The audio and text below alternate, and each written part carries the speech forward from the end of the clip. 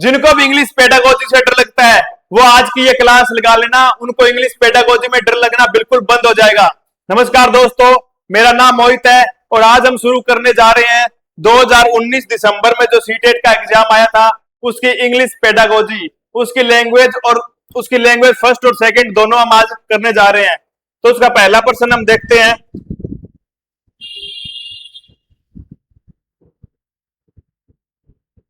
तो पहला प्रश्न है हमारे सामने, in the multilingual classroom learners can interact.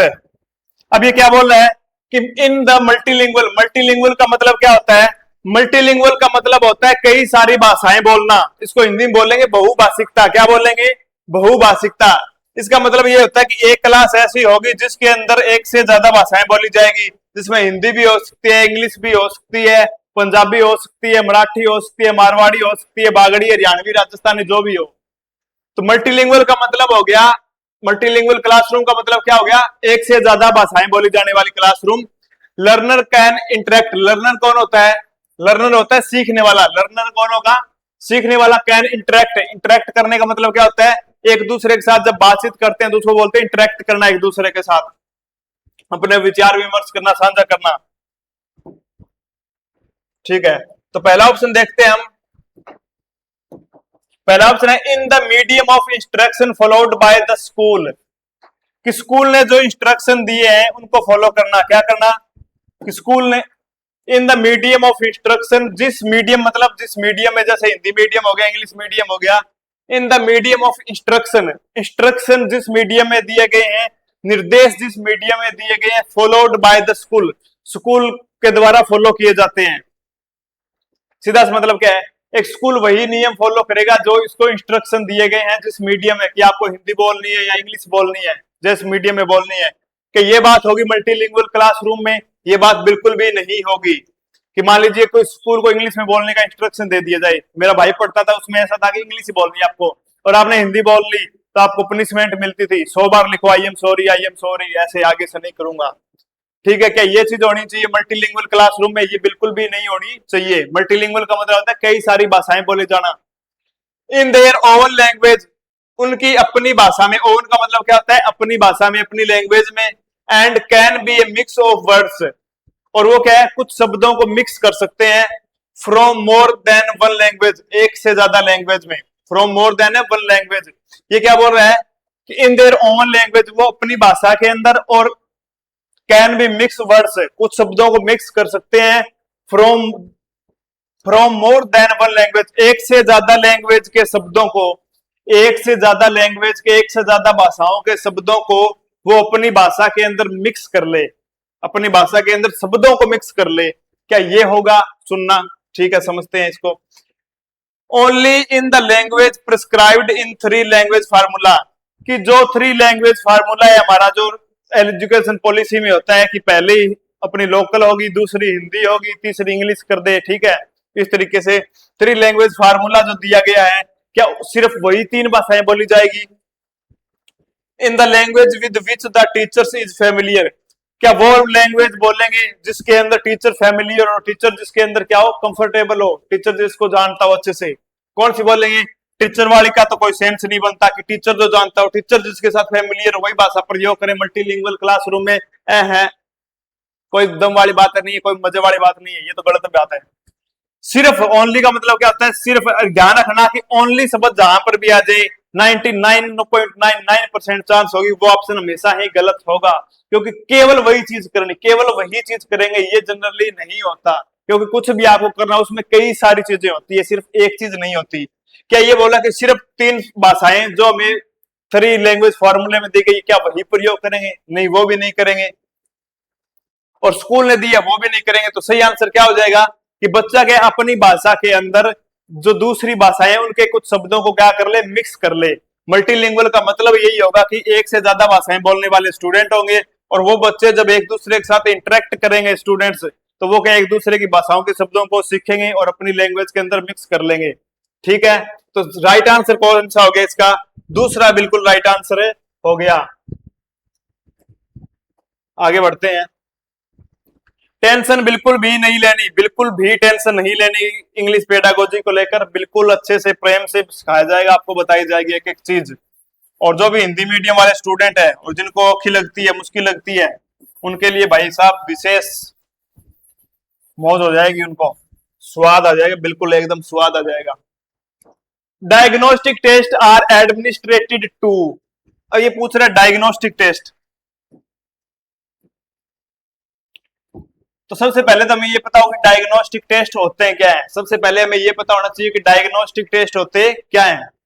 ये कलर सही है क्या, ये तड़क भड़क वाला लेना पड़ेगा, कोई भड़कीला कलर चाहिए हमें, एकदम रंगीला।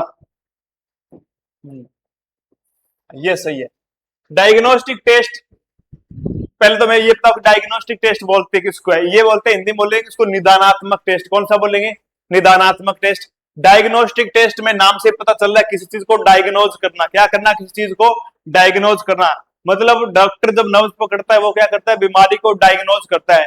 तो हम यहाँ क्या करेंगे, स्टूडेंट है जो उसको डिफिकल्टीज आ रही है, जो हर्डल है, जो बाधाएं हैं, जो समस्याएं हैं, जो भी दिक्कतें बच्चों को आ रही है, उनको डायग्नोज करना, सिर्फ उनका पता लगाना होता है डायग्नोस्टिक टेस्ट। ध्यान रखना, इसके अंदर उपचार करना, उनका ट्रीटमेंट करना नहीं होता। इस चीज का विशेष ध्यान रखना। कोई ऑप्शन ऐसा आ जाए कि हमने क्या है, बच्चे की कमियों को, डिफिकल्टीज का पता लगा लिया, उनकी मतलब समस्याओं का, और फिर उनका ट्रीटमेंट कर दिया। ट्रीटमेंट डायग्नोस्टिक टेस्ट के अंदर नहीं होता, ध्यान रखना इस चीज का, ये विशेष ध्यान रखना आपको। हाँ, अब बताना डायग्नोस्टिक टेस्ट में क्या चीज होगी भाई। Find out deficiencies. डेफिशिएंसीज का मतलब क्या होता है, कमियों को ढूंढना। फाइंड आउट, कमियों को ढूंढना ऑफ द स्टूडेंट, स्टूडेंट की, with A view of planning remedies. क्या है, एक प्लानिंग के तहत एक कौन सी एक रेमेडीज है। रेमेडी मतलब क्या होता है, रेमेडी कहते हैं, रेमेडी कर लो, इसका मतलब उपचार कर लो, कि बच्चे को उपचार करना है। भाई मेन उद्देश्य क्या होगा, डॉक्टर जांच करता है, उसके पीछे टारगेट क्या होता है, इलाज करेंगे, इलाज करने के लिए जांच की जाती है। तो डायग्नोस्टिक टेस्ट क्या है, इलाज करना है, बच्चे का ट्रीटमेंट करना है, तुक्का सुई लगानी है, इंजेक्शन लगाना है उसको। तो इलाज करने से पहले उसकी बीमारी का हमें पता लगाना पड़ेगा। तो ये बोल रहा है कि हमें रेमेडी देनी है, उसका उपचार करना है। इसकी प्लानिंग से पहले, इसकी प्लानिंग से पहले क्या करना पड़ेगा, हमें डेफिशिएंसी है उसकी समस्याओं का पता लगाना पड़ेगा। ठीक है, एक ऑप्शन ये है। अगला है assess the suitability of a candidate for the specific program। इसके अंदर क्या करना है कि एक स्पेसिफिक प्रोग्राम है, कोई विशेष प्रोग्राम, कोई विशेष कार्यक्रम के तहत है। असेस का मतलब क्या होगा, मूल्यांकन करना, आकलन करना। हमें क्या करना है, आकलन करना है। किस का आकलन करना है, the suitability of a candidate, कि उस एक स्पेसिफिक प्रोग्राम के लिए, एक स्पेसिफिक प्रोग्राम के लिए कोई कैंडिडेट सुटेबल है कि नहीं है, इस चीज का आकलन करना। जैसे कि क्या हो कि मान लीजिए हमें कोई विशेष गेम हो रहा है स्टेट लेवल का, ठीक है, किसी भी डिस्ट्रिक्ट लेवल का, उसके अंदर मान लीजिए हमें किसी स्टूडेंट को भेजना है। तो उसके लिए हम क्या करेंगे, देखेंगे कि वो स्टूडेंट उसके लिए सुटेबल है या नहीं है। वो एक स्पेसिफिक प्रोग्राम है, स्टेट लेवल की चैंपियनशिप है, प्रतियोगिता हो रही है, उसके अंदर किसी कैंडिडेट को वो सुटेबल है कि नहीं, वो उसके योग्य है कि नहीं है। कि ये पूछ रहा है कोई प्रोग्राम है स्पेशल, उसके लिए कोई कैंडिडेट मतलब योग्य है कि नहीं, इसका आकलन करना क्या ये बात है। इसका आकलन तो बिल्कुल भी नहीं करेंगे। इसका आकलन तो हमें इसका आकलन तो हम क्या करेंगे, बिल्कुल भी नहीं करने वाले। इसका आकलन तो हम बिल्कुल भी नहीं करने वाले। दूसरा है, क्योंकि स्पेसिफिक प्रोग्राम में जाना, इस चीज का डायग्नोस के साथ कोई संबंध नहीं है। Test the language proficiency of a student for providing them jobs. Test the language proficiency. Language proficiency का मतलब क्या होता है, दक्षता। मतलब प्रोफिशिएंसी किस प्रभाव के साथ, किस दक्षता के साथ वो क्या है, लैंग्वेज है, उसका टेस्ट करना। उनकी लैंग्वेज प्रोफिशिएंसी कैसी है, कितनी धारा प्रवाह के साथ लैंग्वेज को, भाषा का वो प्रयोग कर पाते हैं, इस चीज का टेस्ट करना। फॉर स्टूडेंट का, फॉर प्रोवाइडेड देम जॉब, कि उन्हें क्या करना है, नौकरी देने के लिए किसी स्टूडेंट की लैंग्वेज प्रोफिशिएंसी, भाषा प्रवाह का, कि बंदा कितनी पाटेदार इंग्लिश बोल लेता है, कितनी जबरदस्त इंग्लिश या हिंदी बोल लेता है, इसका टेस्ट करना जॉब देने के लिए। तो जॉब देने का तो कोई सीन नहीं है डायग्नोस्टिक टेस्ट के अंदर, तो ये भी गलत हो गया और ये भी गलत हो गया। कोई स्पेसिफिक प्रोग्राम के लिए कोई कैंडिडेट सुटेबल है कि नहीं है, इसका आकलन करें, ये भी नहीं है। जज द स्टूडेंट्स कैपेबिलिटीज, कि जो स्टूडेंट की योग्यता क्या है उनको जज करना, उनको क्या करना, जज करना। कैसे कई बार आप बोलते हैं ना डोंट जज मी, मुझे जज मत करो, डोंट जज हिम, डोंट जज हर, कि उसको जज ना करो, वो अपनी लाइफ में जैसे जिए। कोई बंदा कपड़े निकाल कर भाग रहा है, खेल रहा है, मस्ती में घूम रहा है, तो उसको घूमने दो, उसको जज हमें नहीं करना, उसको जज नहीं करना कि सही है गलत है जो भी है। तो बच्चे हैं, उनकी कैपेबिलिटीज है, उनकी जो योग्यता है, उनको क्या करना, जज करना, जज तो बिल्कुल भी नहीं करना। तीनों गलत हो गए तो बच गया ये। अब देखो ये बात ही बिल्कुल सही है कि क्या है, हम किसी की प्लानिंग कर रहे हैं, बच्चों का इलाज करना है, उनको रेमेडी देनी है, उनका उपचार करने के लिए हम प्लानिंग कर रहे हैं कि उनकी बीमारी का, उनकी कमियों का पता लग जाए। यहां देखना इस ऑप्शन के अंदर ये नहीं लिखा गया कि उनका ट्रीटमेंट करेंगे हम, या कर ही दिया ये ट्रीटमेंट ही होगा, ट्रीटमेंट नहीं किया गया। ट्रीटमेंट करने के लिए डेफिशिएंसी है स्टूडेंट की, उनका पता लगाया जा रहा है, तो ये इसलिए क्या हो गया, बिल्कुल राइट आंसर है, हो गया। नेक्स्ट चलते हैं, structural approach gives more importance to. देखो भाई साहब,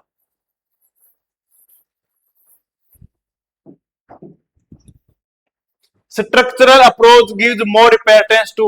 अब देखिए स्ट्रक्चरल अप्रोच है वो किसको सबसे ज्यादा इंपॉर्टेंस देगी। इंपॉर्टेंस देने का मतलब क्या होता है, महत्व देना। क्या होता है, महत्व देना। स्ट्रक्चरल अप्रोच, स्ट्रक्चरल अप्रोच का मतलब सबसे पहले तो हमें ये पता होना चाहिए, स्ट्रक्चरल अप्रोच का मतलब होता है कि एक किसी भी लैंग्वेज को, किसी भी वर्ड को लिखते हैं, उसकी एक स्ट्रक्चर होती है। क्या स्ट्रक्चर होती है, जैसे I am going, I am going, तो ये क्या इसका, ये है सब्जेक्ट, ये क्या इसका, ये सब्जेक्ट है, ये वर्ब है, ये क्या है, हेल्पिंग वर्ब है। तो ऐसे क्या है, एक स्ट्रक्चर होता है, ऐसे क्या है, एक तरीके का एक स्ट्रक्चर होता है किसी भी लैंग्वेज को लिखने के लिए। ही प्ले क्रिकेट, ही प्ले क्रिकेट, या he plays, sorry he plays cricket, singular के साथ ऐसी आइए सर लगता है। ऐसे क्या है, एक स्ट्रक्चर होता है किसी भी लैंग्वेज का, क्या होता है, एक स्ट्रक्चर होता है। स्ट्रक्चर में लिखेंगे हम, ये नहीं लिख सकते आई गोइंग एम, ऐसे हम नहीं लिख सकते। तो structural approach gives more importance to, तो हमें स्ट्रक्चरल अप्रोच है वो किसको सबसे ज्यादा महत्व देगी, स्पीच एंड रीडिंग। स्पीच का मतलब क्या होता है, भाषण देना, रीडिंग मतलब पढ़ने में और भाषण देने में स्ट्रक्चर का इंपॉर्टेंस है। रीडिंग ओनली केवल पढ़ने में, स्पीच ओनली केवल लिखने में, रीडिंग एंड राइटिंग पढ़ने और लिखने में। देखिए सिर्फ रीडिंग में तो कोई मुझे वाली बात नहीं, लिखा हुआ तो होगा, लिखे हुए को तो आप पढ़ोगे, तो लिखा हुआ भी तो जरूरी है। स्पीच और केवल भाषण देंगे, लिखने में कोई इंपॉर्टेंस नहीं, ये तो कोई बात जचने वाली नहीं है। Speech and reading, reading and writing बच गया। अब देखो रीडिंग एंड राइटिंग ज्यादा इंपॉर्टेंट है, क्योंकि स्पीच में क्या मतलब क्या होता है, स्पीच देना, भाषण देना, उसमें अगर आप एक आध शब्द आगे पीछे भी कर लेते हो तो भी चीजें मैनेज हो जाती है। परंतु रीडिंग और राइटिंग के अंदर वो चीजें बिल्कुल मतलब सही नहीं होती। राइटिंग में जो लिखा गया है उसकी भी एक अप्रोच होती है, स्ट्रक्चर होता है उसका, और पढ़ते हैं तो फिर उसी स्ट्रक्चर को हम उसी तरीके से बिल्कुल उसी स्ट्रक्चर में पढ़ेंगे, और वो स्ट्रक्चर अपने आप में बिल्कुल सही होनी चाहिए। स्ट्रक्चर अपने आप बिल्कुल सही होनी चाहिए। तो सही आंसर कौन सा हो जाएगा इसका, फोर्थ बिल्कुल राइट आंसर है, हो जाएगा। फोर्थ इसका बिल्कुल राइट आंसर है, हो जाएगा। आगे देखते हैं भाई, थोड़ा सा नीचे कर लेते हैं इसको, है ना, ज्यादा ऊपर उठी हुई चीजें।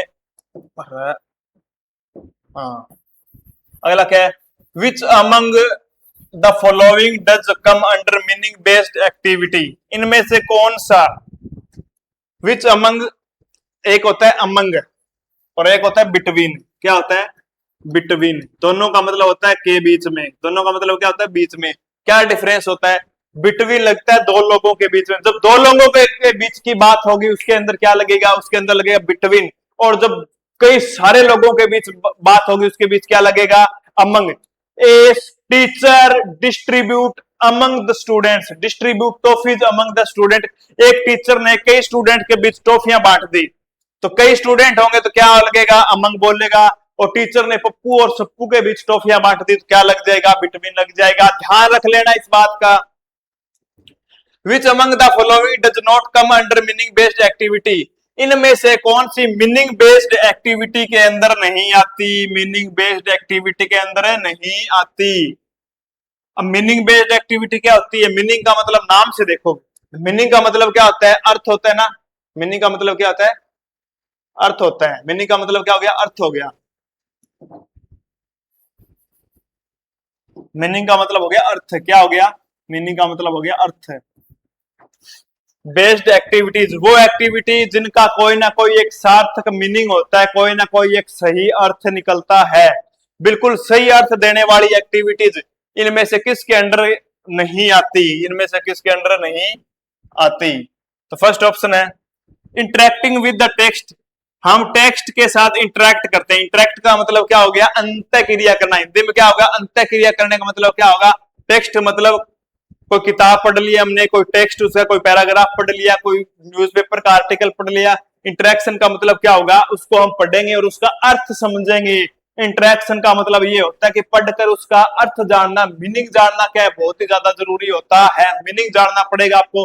बिना मीनिंग जाए भाई साहब गड़बड़ हो जाएगी, गड़बड़ी हो जाएगी। तो interacting with the text, text के साथ इंटरेक्ट करना मतलब क्या है? अंतः क्रिया करना। जिन लोगों को इंग्लिश पेडागोजी में दिक्कत है वो ध्यान से कान खोलकर बात सुने। एक कॉपी पेन अपने साथ लेकर बैठ जाना। मेन मेन जो वर्ड मीनिंग आ रहे हैं, जो ये कुछ भी आ रहे हैं, मेन मेन टॉपिक्स या सेंटेंस या कुछ भी आ रहे हैं, जो आपको नहीं आता उसको हिंदी में लिख लेना। साथ के साथ हिंदी में उसको लिख लेना। नहीं तो ऐसे लगेगा एक बार तो हमें समझ आ गया, फिर हम भूल जाएंगे, और भूलना नहीं है। इसलिए जरूरी है कि पेन कॉपी साथ लेकर बैठो।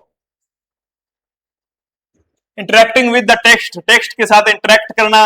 तो इंटरेक्ट करेंगे तो मतलब जानेंगे। मीनिंग बेस्ड एक्टिविटी ये तो है।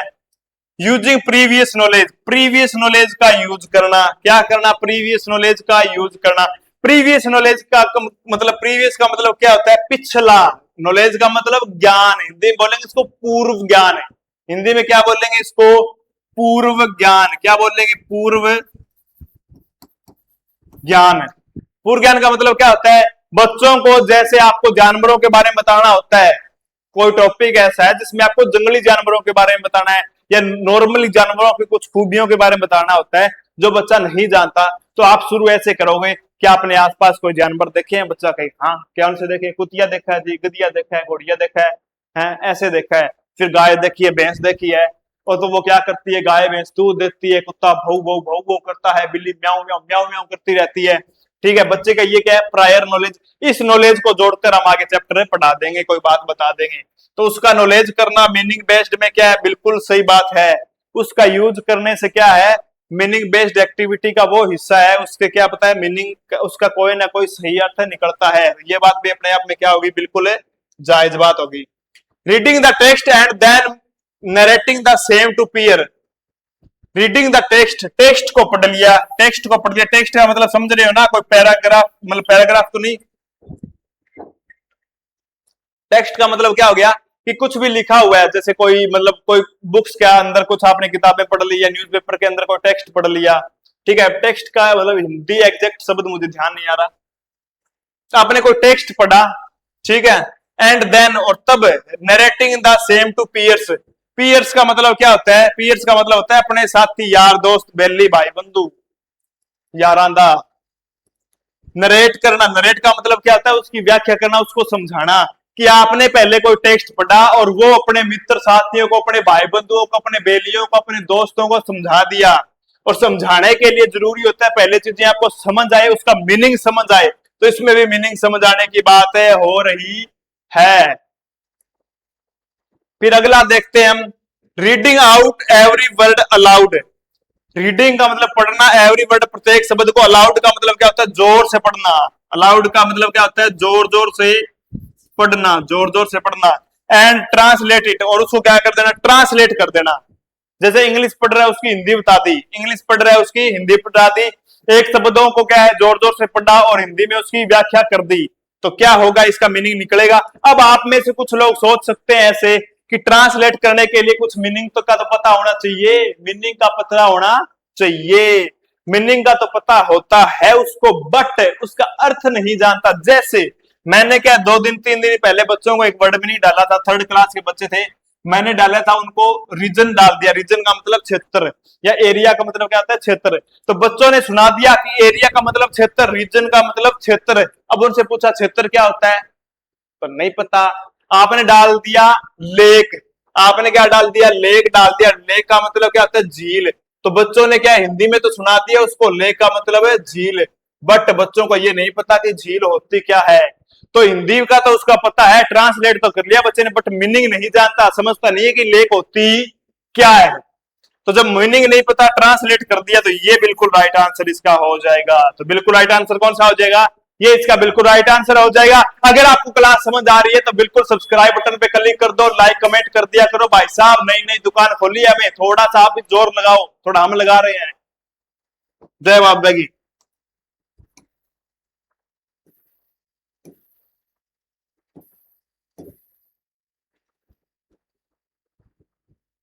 आगे बढ़ते हैं, लेके प्रभु का नाम, गणपति बापा मौर्य। ये पिंक कलर कैसा लग रहा है, अच्छा लग रहा है, मुझे तो बहुत अच्छा लगा, काफी अच्छा लगा है। पहली बार हमने प्रयोग किया है, कुछ नया ढूंढते अब। काफी काफी काफी काफी काफी देर हो गई। हैगा हैगा हैगा हैगा, और स्वाद वाला तो नहीं है, हमें चाहिए तड़कता भड़कता बिल्कुल एकदम झक्कास वीडियो टाइप। हाँ कुछ ठीक है, नॉट बैड, चलो सही है। खालिस्तान आ गया भाई, ब्लैंक आ गया पहले बहुत। Comprehension is the skill of reading a piece of text closely or intentionally for the purpose of extracting specific information from the text. क्या बोला गया, कॉम्प्रिहेंशन का मतलब पहले तो हमें ये पता होना चाहिए। कॉम्प्रिहेंशन का मतलब क्या होता है, कॉम्प्रिहेंशन का मतलब होता है कि किसी भी चीज का बोध होना, समझ आना, अंडरस्टैंडिंग होना। क्या होना, अंडरस्टैंडिंग होना, बोध होना, समझ आ जानी, कोई बात अपने दिमाग में, अपनी खोपड़ी में बिल्कुल घुस जाना एकदम दिमाग के अंदर। तो comprehension is the skill of reading. Comprehension क्या है, रीडिंग की, पढ़ने की क्या है, एक स्किल है। ए पीस ऑफ टेक्स्ट, एक पीस ऑफ टेक्स्ट, एक टेक्स्ट के एक टुकड़े को पढ़ने लिया, ठीक है। क्लोजली मतलब बहुत अच्छे से पढ़ लिया, क्लोजली का मतलब क्या होता है, बहुत ही अच्छे से टेक्स्ट के एक टुकड़े को पढ़ लिया हमने, ठीक है। टेक्स्ट का मतलब पाठ ले लीजिए आप, पाठ के एक टुकड़े को पढ़ लिया। और intentionally for the purpose of extracting, intention, हम कहते हैं ना कि तुम्हारी इंटेंशन क्या है, इंटेंशन है मतलब नीयत, नीयत का जिक्र हो रहा है। Intentionally for the purpose of extracting, purpose का मतलब उद्देश्य, एक्सट्रैक्ट का मतलब बाहर निकालना। अब क्या, बहुत गहराई से चीजों को पढ़ लिया, बिल्कुल उसके अंदर यू घुस गया, और घुसकर क्या कर लिया, एक्सट्रैक्ट का मतलब निकालना। क्या निकाल दिया, एक्सट्रैक्ट कर लिया चीजों को, यू एक्सट्रैक्ट कर ली। इंटेंशनली पर्पज क्या है, किस उद्देश्य के लिए की, extracting specific information from the text, उसमें से कुछ बहुत ही महत्वपूर्ण स्पेशल बातें निकाल के ले आया। एक टेक्स्ट था ऐसा, क्या था, एक टेक्स्ट था, उसके अंदर यू घुस गया बिल्कुल, और उसमें से जो भी महत्वपूर्ण बातें थी उसको यू करके एक्सट्रैक्ट कर ली, बाहर निकाल दी। क्या कर दी, बाहर निकाल दी। किसी ने लेटर लिख दिया किसी को, है कि तुम्हारी बहुत याद आती है, तुम्हारे बिन मर सकता हूँ, मर जाऊंगा, मर मिट जाऊंगा, तड़प रहा है, आंखें मरे जा रहा हूँ, ये किसी ने पढ़ा, उसके भीतर घुसकर क्या निकाला कि मर रहा है, मर जाएगा, महत्वपूर्ण बात निकाल ली। तो इंपॉर्टेंट इंफॉर्मेशन निकाला किसी के अंदर, बिल्कुल घुसकर, गंदी तरह घुसकर।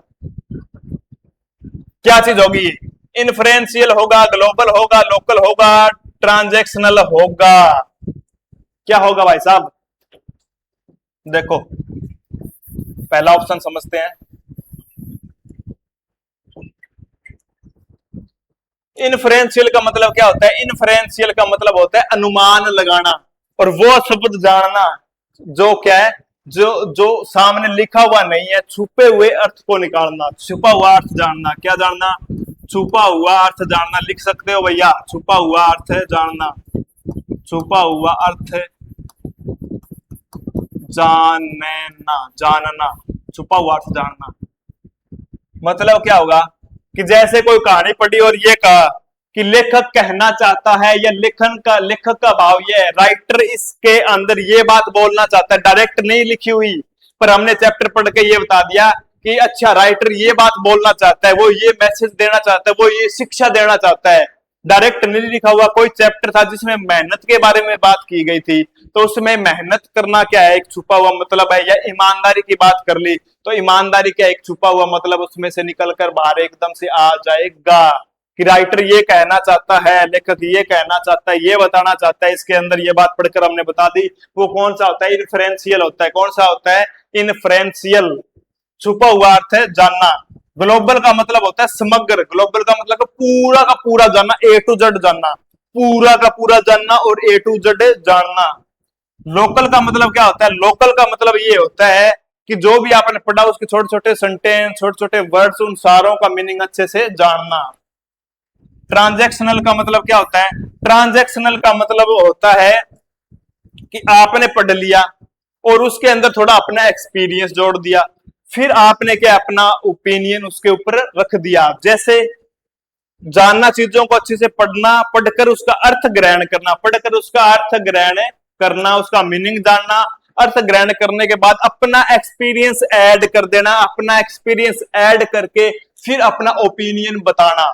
आपने मान लीजिए पढ़ लिया, ईमानदारी के बारे में पढ़ लिया, ठीक है, ईमानदारी के बारे में कोई कहानी पढ़ी, फिर आपने अपने एक्सपीरियंस का यूज किया कि फलाना आदमी था, उसने बहुत ईमानदारी के एक्सट्रीम लेवल पर गया, फिर क्या हुआ, उसको मौत की सजा मिल गई। क्या मिल गई, मौत की सजा मिल गई। या ऐसा हो सकता था कि अगर वो उस टाइम बिल्कुल ईमानदार न रहता तो शायद किसी की जान बच जाती। जैसे नियम होता है हॉस्पिटल में जाने के लिए, किसी का भी एडमिट करना होता है, पहले आधार कार्ड लेकर आओ, वो है तो कर देंगे, वो नहीं है तो नहीं करेंगे, ठीक है, ये बात होगी। कई बार क्या होता है, एक महिला का केस आया था जिसको डिलीवरी होनी थी, ठीक है, आधार कार्ड उसके पास था नहीं तो वो बाहर ही रह गई। जो बंदे थे भीतर वाले वो कहते कि आधार कार्ड लेके आओगे तभी हम करेंगे, अन्यथा हमें नहीं करेंगे, अन्यथा हम नहीं करेंगे। इससे पता क्या चलता है, एक तरफ आपने बच्चों को बताया कि बच्चों रूल रेगुलेशन का पालन करना चाहिए तभी सिस्टम अच्छे से चलेगा, आपने पढ़ लिया, फिर आपने अपने एक्सपीरियंस को ऐड किया कि ठीक है रूल रेगुलेशन का पालन बिल्कुल करना चाहिए, बट इंसानियत सबसे ज्यादा महत्वपूर्ण है। किसी की जान बचानी हो, किसी का भला करना हो तो कई बार रूल रेगुलेशन को हम तोड़ भी सकते हैं। उस महिला को अगर ले लेते भीतर बिना उसके आधार कार्ड के तो बेचारी की जान बच जाती। तो अपना एक्सपीरियंस ऐड किया, कुछ भी पढ़ा उसमें अपना एक्सपीरियंस ऐड करके आगे बता देना या अपना एक ओपिनियन डालना, बताना किसी को, ये क्या होता है, ये होता है ट्रांजैक्शनल। ये क्या होता है, ये उसको बोलते हैं ट्रांजैक्शनल। तो इसके अंदर क्या लिखा है कि एक पीस ऑफ टेक्स्ट, टेक्स्ट का एक पीस है, एक टुकड़ा है, उसके भीतर घुस गया अच्छे से, ठीक है, बहुत गंदे तरीके से, भयंकर तरीके से, और उसमें स्पेसिफिक इंफॉर्मेशन ले आया। टुकड़ा है छोटा सा, है ना, टेक्स्ट का ये एक टुकड़ा। तो टुकड़ा जहां पर भी होता है वो होता है लोकल, छोटे छोटे वर्ड्स है, छोटे छोटे सेंटेंसेस है, छोटे छोटे टुकड़े होंगे, उनका अर्थ जानना लोकल होगा। पूरे का बहुत अच्छे से जानना क्या होगा, ग्लोबल होगा। और उनमें से जो छुपा हुआ अर्थ होगा, डायरेक्ट नहीं लिखा हुआ, बट ये मैसेज देना चाहता हो लेखक कि हमें नियमों का पालन करना चाहिए, ईमानदार रहना चाहिए, या हमें इंसानियत को ऊपर रखना चाहिए, उसके लिए नियम कायदे तोड़ने पड़े तो कोई बात नहीं, ये मैसेज हो सकता है छुपा हुआ, तो ये भी हम बता सकते हैं छुपा हुआ मैसेज आएगा इन्फ्रेंशियल के अंदर। समझ आ गई बात भाई साहब, बिल्कुल दिमाग में बिठा देंगे आपके EVS pedagogy, sorry English pedagogy से बिल्कुल डरने की जरूरत नहीं है। तो उम्मीद करता हूं ये आपके पल्ले पड़ गया होगा, समझ में आ गया और दिमाग के खोपड़े में बैठ गया होगा। आगे बढ़ते हैं, आगे बढ़ते हैं। It is a type of writing in which the teacher provide the situation. ये क्या है, एक टाइप है राइटिंग का, लिखने का क्या एक है प्रकार है। हाँ, it is a type of writing, writing का एक प्रकार है, राइटिंग का लिखने का एक प्रकार है, इन विच जिसके अंदर the teacher provide, teacher provide करता है, टीचर प्रदान करता है, क्या प्रदान कर देता है, द सिचुएशन, एक सिचुएशन प्रदान करता है स्टूडेंट्स को, लिखने की एक सिचुएशन देता है स्टूडेंट्स को, प्रदान करता है। And helps the teacher to prepare it, और जो स्टूडेंट है उनकी क्या करता है, हेल्प करता है। स्टूडेंट क्या करता है, हेल्प करता है या हेल्प करता है, क्या वो करता है, हेल्प करता है हमारी भाषा में। तो हेल्प कर दी टीचर ने, एक सिचुएशन थी राइटिंग की। The teacher continuously provide feedback, अब टीचर लगातार उनको फीडबैक दे रहा है। फीडबैक का मतलब प्रतिपुष्टि दे रहा है, कुछ भी देखा उसके साथ, अच्छा ये करो, ऐसे करो, वैसे करो, फीडबैक दे रहा है, अच्छा सही किया, गलत किया, जो भी है। डायरेक्शन, उनको दिशा निर्देश दे रहा है, ऐसे करो, वैसे करो, इधर चलो या उधर चलो, जहां चलो पर ऐसे चलो, इधर चलो, वैसे इधर चलो, direction they the. Expansion of the ideas, ideas जो है उनको एक्सपेंशन का मतलब उनको और विस्तार देना, एक्सपेंशन का मतलब विस्तार देना आइडियाज को ऑफ द लर्नर। सीधी सी बात क्या है, एक मास्टर है, एक टीचर है, वो क्या करना है, बच्चों को लिखना सिखाने के क्या एक टास्क दे रहा है, क्या दे रहा है, लिखने सिखाने के एक टास्क दे रहा है। उस लिखने सिखाने के टास्क के अंदर टीचर उनकी प्रॉपर हेल्प कर रहा है, रेगुलर उनको फीडबैक दे रहा है, कंटिन्यू फीडबैक दे रहा है, डायरेक्शन उनको पूरी की पूरी दी जा रही है, उनके आइडियाज को एक्सप्लोर किया जा रहा है, विस्तार दिया जा रहा है। तो ये क्या चीज है, ये कंट्रोल्ड राइटिंग है, गाइडेड राइटिंग है, फ्री राइटिंग है, प्रोडक्ट राइटिंग है, बताओ भाई। पहले इनके मतलब तो पता हो फिर बताएंगे ना। हाँ, प्रोडक्ट राइटिंग का मतलब क्या होता है, प्रोडक्ट का मतलब हिंदी में होता है उत्पाद, हिंदी में क्या होता है इसका मतलब उत्पाद। उत्पाद मतलब आपने कुछ लिख दिया जो बिल्कुल एंड रिजल्ट होता है ना, प्रोडक्ट। प्रोडक्ट राइटिंग मतलब होता है बिल्कुल एंड रिजल्ट, बिल्कुल एंड प्रोडक्ट, लास्ट में आपने जो बना के दे दिया। मान लीजिए आपने कोई ऐसे याद किया, ठीक है, ग्लोबल वार्मिंग के ऊपर, डाउरी सिस्टम, भ्रूण हत्या के ऊपर, और आपने याद करके पूरा उसको लिख के दे दिया कि ठीक है सर मुझे तो ऐसा ही आता है, ये मेरा एंड प्रोजेक्ट है, ये मेरा प्रोडक्ट हो गया एक तरीके से। फिर उसके अंदर चेक किया जाता है उसकी वर्तनी कैसी होगी, ठीक है, मात्राएं कैसी कर रखी है, सेंटेंस का स्ट्रक्चर क्या है, ठीक है, सारी चीजों को फिर उसमें देखा जाता है। वो होता है प्रोडक्ट राइटिंग। क्या होता है वो प्रोडक्ट राइटिंग। तो क्या उसमें ऐसा कुछ हो रहा है, कोई एंड प्रोडक्ट बनाया जा रहा है, नहीं बनाया जा रहा, ठीक है, गलत बात है भाई। फ्री राइटिंग का मतलब होता है जो तुम्हारे दिमाग में आए वो लिख डालो, जो तुम्हारे दिमाग में वो लिख डालो। मतलब क्या, इसका मतलब ये नहीं है कि गधे के बारे में, पर्सन है, कुत्ते के बारे में आपने बता दिया कि दिमाग में कुछ ऐसा आ रहा था सर, मैं वहां बैठा था नोरा फतेही के साथ डिनर कर रहा था और ऐसा हो रहा था, वाओ बटा रोमांटिक डेट चल रही थी, ऐसे नहीं लिखना। मतलब क्या है कि कोई टॉपिक दे दिया आपको, कोई भी टॉपिक दे दिया, भारतीय संविधान दे दिया, कॉन्स्टिट्यूशन दे दिया, उसके बारे में आप अपने फ्री माइंड से चिंतन करो, तर्क करो, क्रिएटिव होके, ठीक है, कुछ भी लिखो अपने हिसाब से, बिल्कुल फ्री हो आप लिखने के लिए। ये होता है फ्री राइटिंग। क्या फ्री है यहाँ पर कोई लिखने के लिए? नहीं है, बिल्कुल फ्री नहीं है। कंट्रोल्ड राइटिंग का मतलब क्या होता है? कंट्रोल्ड राइटिंग का मतलब होता है बिल्कुल एक स्पेसिफिक उनको दिया जाएगा, ठीक है, कि आपको क्या इन्हीं दिशा निर्देशों के हिसाब से यही बातें हैं जो लिखनी है, ठीक है, एग्जैक्ट ये चीजें होनी चाहिए। फालतू में अपना दिमाग है नहीं लगाना, फालतू में अपना दिमाग बिल्कुल भी उसमें यूज नहीं करना। कंट्रोल्ड होती है, उसके अंदर सिस्टम दिया हुआ होता है, वही आपको क्या कर रहे हैं, वही जैसे आप टिक कर दोगे, ठीक है, कंट्रोल्ड राइटिंग होगी।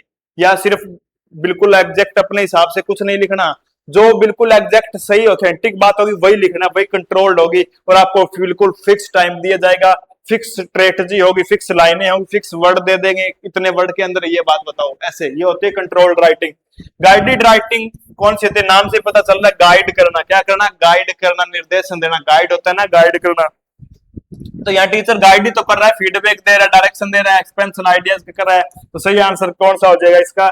गाइडेड राइटिंग इसका बिल्कुल राइट आंसर हो जाएगा। तो गाइडेड राइटिंग क्या हो जाएगा इसका? बिल्कुल राइट आंसर है, हो जाएगा। गाइडेड राइटिंग बिल्कुल इसका राइट आंसर है, हो जाएगा। बिल्कुल नहीं डरना, बिल्कुल भी नहीं डरना आपको इंग्लिश पेडागोजी से। जिनको भूत जैसे लगते हैं इंग्लिश पेडागोजी, उन लोगों की भूतनी भगा देंगे हम। क्या भगा देंगे? भूतनी भगा देंगे। A teacher asked the student, एक टीचर आस्क पूछता है, स्टूडेंट से पूछता है, अपने स्टूडेंट से पूछता है, ऑफ द क्लास, 5वीं क्लास है भैया, 5th क्लास के स्टूडेंट है, उनसे पूछता है to read the text thoroughly. Text को थ्रोगली मतलब क्या होता है? बहुत अच्छे तरीके से, बहुत ही अच्छे तरीके से, इत्मीनान से, प्रेम से पढ़ो, अच्छे से पढ़ो। देन सी आस्क्ड देम, फिर वो क्या उनसे पूछती है, क्या पूछती है? To answer the questions, questions के आंसर दीजिए with reference to the context, context के रेफरेंस को लेकर। ठीक है, रेफरेंस कौन सा होना चाहिए? कॉन्टेक्स्ट। मतलब क्या है? आपने जो पढ़ा है उसी कॉन्टेक्स्ट में आंसर देना है। आपने जो पढ़ा है उसी कॉन्टेक्स्ट में, उसी संदर्भ में, कॉन्टेक्स्ट मतलब होता है उसी संदर्भ में आंसर देना है। आरटीसी का देख लो भैया, reference to the context. In this process she is encouraging student for, अब वो स्टूडेंट को किस चीज के लिए इनकरेज कर रही है, किस चीज के लिए प्रोत्साहित कर रही है। इनकरेज का मतलब क्या होता है? प्रोत्साहित करना। किस चीज के लिए प्रोत्साहित कर रही है वो स्टूडेंट को? रेफरेंस में आंसर देना है टेक्स्ट को पढ़कर अच्छे से, बहुत ही बढ़िया तरीके से पढ़ के। स्किमिंग है, स्कैनिंग है, इंटेंसिव रीडिंग है, एक्सटेंसिव रीडिंग है। तो पहला ऑप्शन है स्किमिंग। स्किमिंग का मतलब क्या होता है? स्किमिंग का मतलब क्या? बहुत तेजी से पढ़ना, ऊपर ऊपर से चीजें पढ़ ली और पढ़कर उसका मतलब जान लिया। जैसे आपने अखबार में हेडलाइन पढ़ ली किसी को लेकर, ठीक है, प्रेमी संभागी युवती पति को तो वो पढ़ते ही आपको पता चल गया कि भीतर जो पैरा है उसके अंदर क्या बात होगी, पढ़ते ही पता चल गया।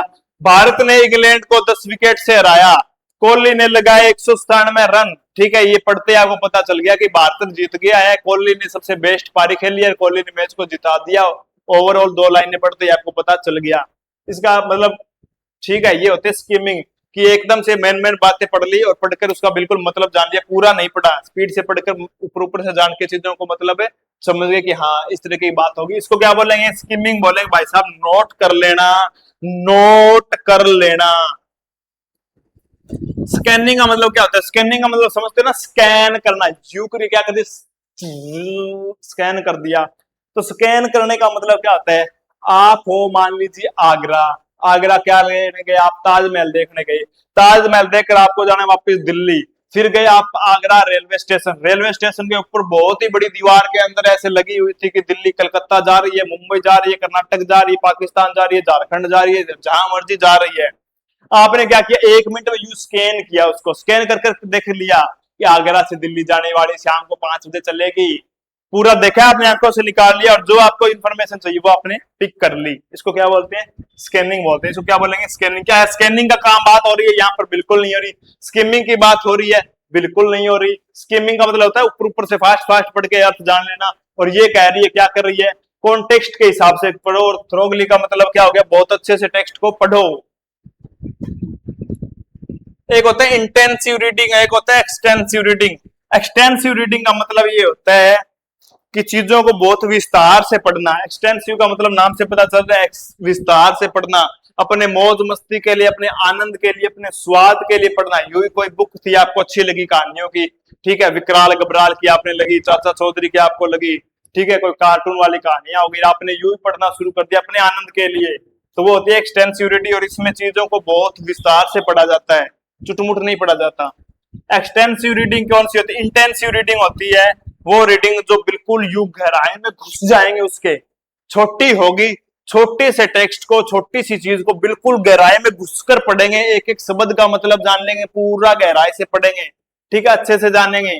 तो चीजों को बिल्कुल अच्छे से गहराई से जानना होता है इंटेंसिव रीडिंग। और इसके अंदर गहराई से जानने की बात करिए, अच्छे से टेक्स्ट को पढ़ो, फिर उस कॉन्टेक्स्ट के हिसाब से आंसर देना है। तो इसका आंसर कौन सा हो जाएगा, इंटेंसिव रीडिंग। इसका बिल्कुल राइट आंसर हो जाएगा, कौन सा हो जाएगा, बिल्कुल राइट आंसर हो जाएगा इंटेंसिव रीडिंग। हाँ, उम्मीद कर रहे हैं आपको समझ आ रहा होगा। ठीक है भाई साहब, कंटिन्यू बस सहयोग बना के रखना।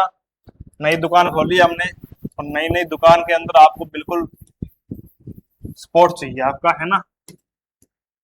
चलो भाई, the term comprehensible input is associated with, term कौन सी है, कॉम्प्रिहेंसिबल इनपुट। कॉम्प्रिहेंसिबल इनपुट का मतलब क्या होता है, कॉम्प्रिहेंसिबल इनपुट का मतलब क्या होगा, कोई इनपुट मिल गया आपको, उसको बिल्कुल विस्तार से, पूरा समग्र तरीके से अपने भीतर आत्मसात करना, उसको पढ़ना, उसको पूरे अच्छे तरीके से समझना और उसको जानना, विस्तार से, गहराई से, विस्तार से, समग्र रूप से। कॉम्प्रिहेंसिबल का मतलब क्या होगा, पूरा समग्र रूप से उसको जानना, ठीक है, और फिर अपने एक्सपीरियंस से उसको समझ लेना बात को कि अच्छा ये ऐसी ऐसी बातें हैं। ये किसका है, किस चीज से संबंधित है, वाइगोत्स्की से, स्टीफन क्रैसन से, नोम चॉम्स्की से, जेम एसर से। इसमें कुछ समझने वाली बात नहीं है, इसका सही आंसर है स्टीफन क्रैसन से। तो दूसरा इसका बिल्कुल राइट आंसर हो जाएगा, दूसरा बिल्कुल राइट आंसर इसका हो जाएगा। आगे देखो भाई, which one of the following is not a सब स्किल ऑफ रीडिंग। सब स्किल, रीडिंग की निम्नलिखित में से कौन सी क्या है, रीडिंग की पढ़ने की सब स्किल नहीं है। सब का मतलब क्या होता है, छोटा या उप, छोटा या उप स्किल पूरी, सब स्किल मतलब उसकी उप स्किल, उसकी छोटी इकाई एक तरीके से।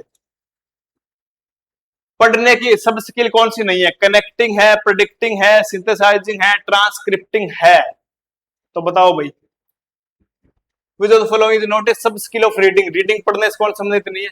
कनेक्टिंग का मतलब क्या होता है, कनेक्टिंग का मतलब क्या होता है, जो भी आपने पढ़ा उसके साथ आप कनेक्ट कर गए और अपने एक्सपीरियंस से चीजों को जान लिया। जैसे जैसे आपको एग्जांपल दिया जाएगा, जैसे ध्यान रखना, जैसे आपने कुछ पढ़ा, आप एक चैप्टर पढ़ रहे हो कि रामू आम खाता है, फिर आपका एक्सपीरियंस आया दिमाग, फिर आपने कहा कि हमारे घर के पास भी एक क्या है, आम का पेड़ है, हमारे घर के पास भी आम का पेड़ है। तो आप क्या करिए, उस चीज से कनेक्ट कर गए, खुद को दूसरी चीज के साथ कनेक्ट कर लेना। क्या कर लेना, कनेक्ट करना, अपने एक्सपीरियंस को लेकर उस चीज के साथ कनेक्ट कर लिया कि अच्छा रामू आम खाता है, तो फिर आपने कहा कि हमारे घर के पास भी एक आम का पेड़ है। ये क्या होता है, कनेक्टिंग। ये क्या होता है, चीजों को कनेक्ट करना। आपने पढ़ा किसके बारे में, आपने पढ़ा नदी के बारे में, ये नदी के बारे में, झील के बारे में पढ़ा, ठीक है, झील ये है, ठीक है, वो है, ऐसा वैसा कुछ पढ़ लिया। फिर आपने कहा कि हमारे घर के पास भी एक जोहड़ है, हमारे घर के पास भी एक जोहड़ है, वही गांव की झील है। गांव की झील क्या है, वही है जोहड़। एक तरीके से कनेक्ट कर लिया आपने, क्या कर लिया, एकदम से चीजों को क्या कर दिया, एकदम कनेक्ट कर दिया। प्रिडिक्टिंग का मतलब क्या होता है, पहले से अनुमान लगाना, प्रिडिक्ट लगाना, प्रिडिक्ट करना, प्रिडिक्शन बोलते हैं ना, प्रिडिक्शन बोलते हैं। जो जहाज वाले गेम खेले थे कई लोगों ने, काफी पैसे उड़ा दिए थे, प्रिडिक्शन होती थी इसमें कि लाल लगाओ, हरी गुट्टी लगाओ, जैसे तैसे छोड़ो। प्रिडिक्शन का मतलब क्या होता है, अनुमान लगाना। प्रिडिक्टिंग का मतलब क्या हुआ, आप कहानी पढ़ रहे हो कि अचानक से वहां पर फिर काले घटाएं छा गई और बादल काले और गहरे हो गए, ठीक है, सूर्य देवता गायब हो गए। फिर आपने अनुमान लगाया कि अब क्या धुआंधार बारिश होगी, मूसलाधार बारिश होगी, ओले आले गिरेंगे, ठीक है, ये होता है प्रेडिक्शन। सिंथेसाइजिंग का मतलब क्या होता है, सिंथेसाइजिंग का मतलब होता है, हिंदी में बोलते हैं इसको संश्लेषण। क्या बोलेंगे, संश्लेषण। सुना होगा नाम आपने, एक होता है विश्लेषण और एक होता है संश्लेषण। विश्लेषण को हिंदी में क्या बोलते हैं, एनालिसिस। एनालिसिस क्या मतलब क्या होता है, बड़ी चीज होगी उसको छोटे छोटे टुकड़ों में बांटकर उसको समझना कि अच्छा ये चीजें ऐसे है। और सिंथेसाइजिंग का मतलब क्या, तो छोटे छोटे टुकड़ों से किसी मतलब को, समग्र मतलब को जानना, छोटे छोटे टुकड़ों से किसी समग्र मतलब को जानना। जैसे जैसे कालू ने पेड़ लगाया, फिर कालू उनमें रेगुलर पानी डालता था, फिर कुछ सालों बाद पेड़ बड़ा हो गया, फिर कालू उसकी छाव में बैठकर आराम करता था, अपनी गाय को बांधता था, उससे ऐसे आम तोड़कर खाता था, ठीक है। आपने एक कहानी पढ़ी छोटे छोटे टुकड़ों में, फिर आपने क्या अर्थ निकाला उसका, क्या समझे आप कि मेहनत करके रेगुलर पेड़ लगाने से, पेड़ लगाना चाहिए, उससे ठंडक मिलती है, उससे आराम मिलता है, उसके नीचे बैठ सकते हैं, गाय को बांध सकते हैं और फल भी खा सकते हैं। छोटे छोटे टुकड़ों में कहानी पढ़ी, फिर उसका पूरा समग्र मतलब कहानी का आपने निकाल लिया। ट्रांसक्रिप्टिंग का मतलब क्या होता है भाई, ट्रांसक्रिप्टिंग का मतलब क्या होता है, ट्रांसक्रिप्टिंग का मतलब होता है एक तरीके से शब्द एग्जैक्ट बोल रहा हूं मैं ट्रांसक्रिप्टिंग का, हाँ, मैं मतलब ट्रिक से याद किया था, इसको ट्रांसलेट कर लेना। क्या कर लेना, एक तरीके से ट्रांसलेट कर लेना। हिंदी में बोलेंगे इसको प्रतिलेख। क्या बोलेंगे, प्रतिलेख। इसका मतलब क्या होता है, इसका मतलब ये होता है कि किसी ने कुछ बोला, जैसे टीचर कुछ बोल रहा है और स्टूडेंट ने सुन सुनकर उस बात को लिख दिया, सुन सुनकर उस बात को लिख दिया। किसी आदमी ने कोई ऑडियो सुन ली, कोई वीडियो अब चल रही है, इसको सुनकर आप कॉपी में जो लिख रहे हो उसको क्या बोलेंगे, ट्रांसक्रिप्टिंग बोलेंगे। क्या बोलेंगे, इसको ट्रांसक्रिप्टिंग बोलेंगे। और ध्यान रखना इस चीज का, दो मतलब ट्रिक निकलेगी, ट्रांस से ट्रांसलेट करना एक तरीके से, और एक शब्द आ रहा है इसमें स्क्रिप्ट। क्या शब्द आ रहा है, स्क्रिप्ट। और स्क्रिप्ट हमेशा लिखी जाती है, स्क्रिप्ट हमेशा लिखी जाती है। तो लिखने से मतलब क्या, लिखी जाने से मतलब हो गया कि या लिखने का जिक्र हो रहा है, और ट्रांसलेट का मतलब ट्रांसलेट करके लिखना, मतलब जो शब्द बोले जा रहे हैं उसको लिख दिया, ठीक है। प्रतिलेख। तो देखते हैं इनमें से कौन सा रीडिंग की, पढ़ने की सब स्किल कौन सी नहीं है, पढ़ने की बात कर रहा है यहाँ पर।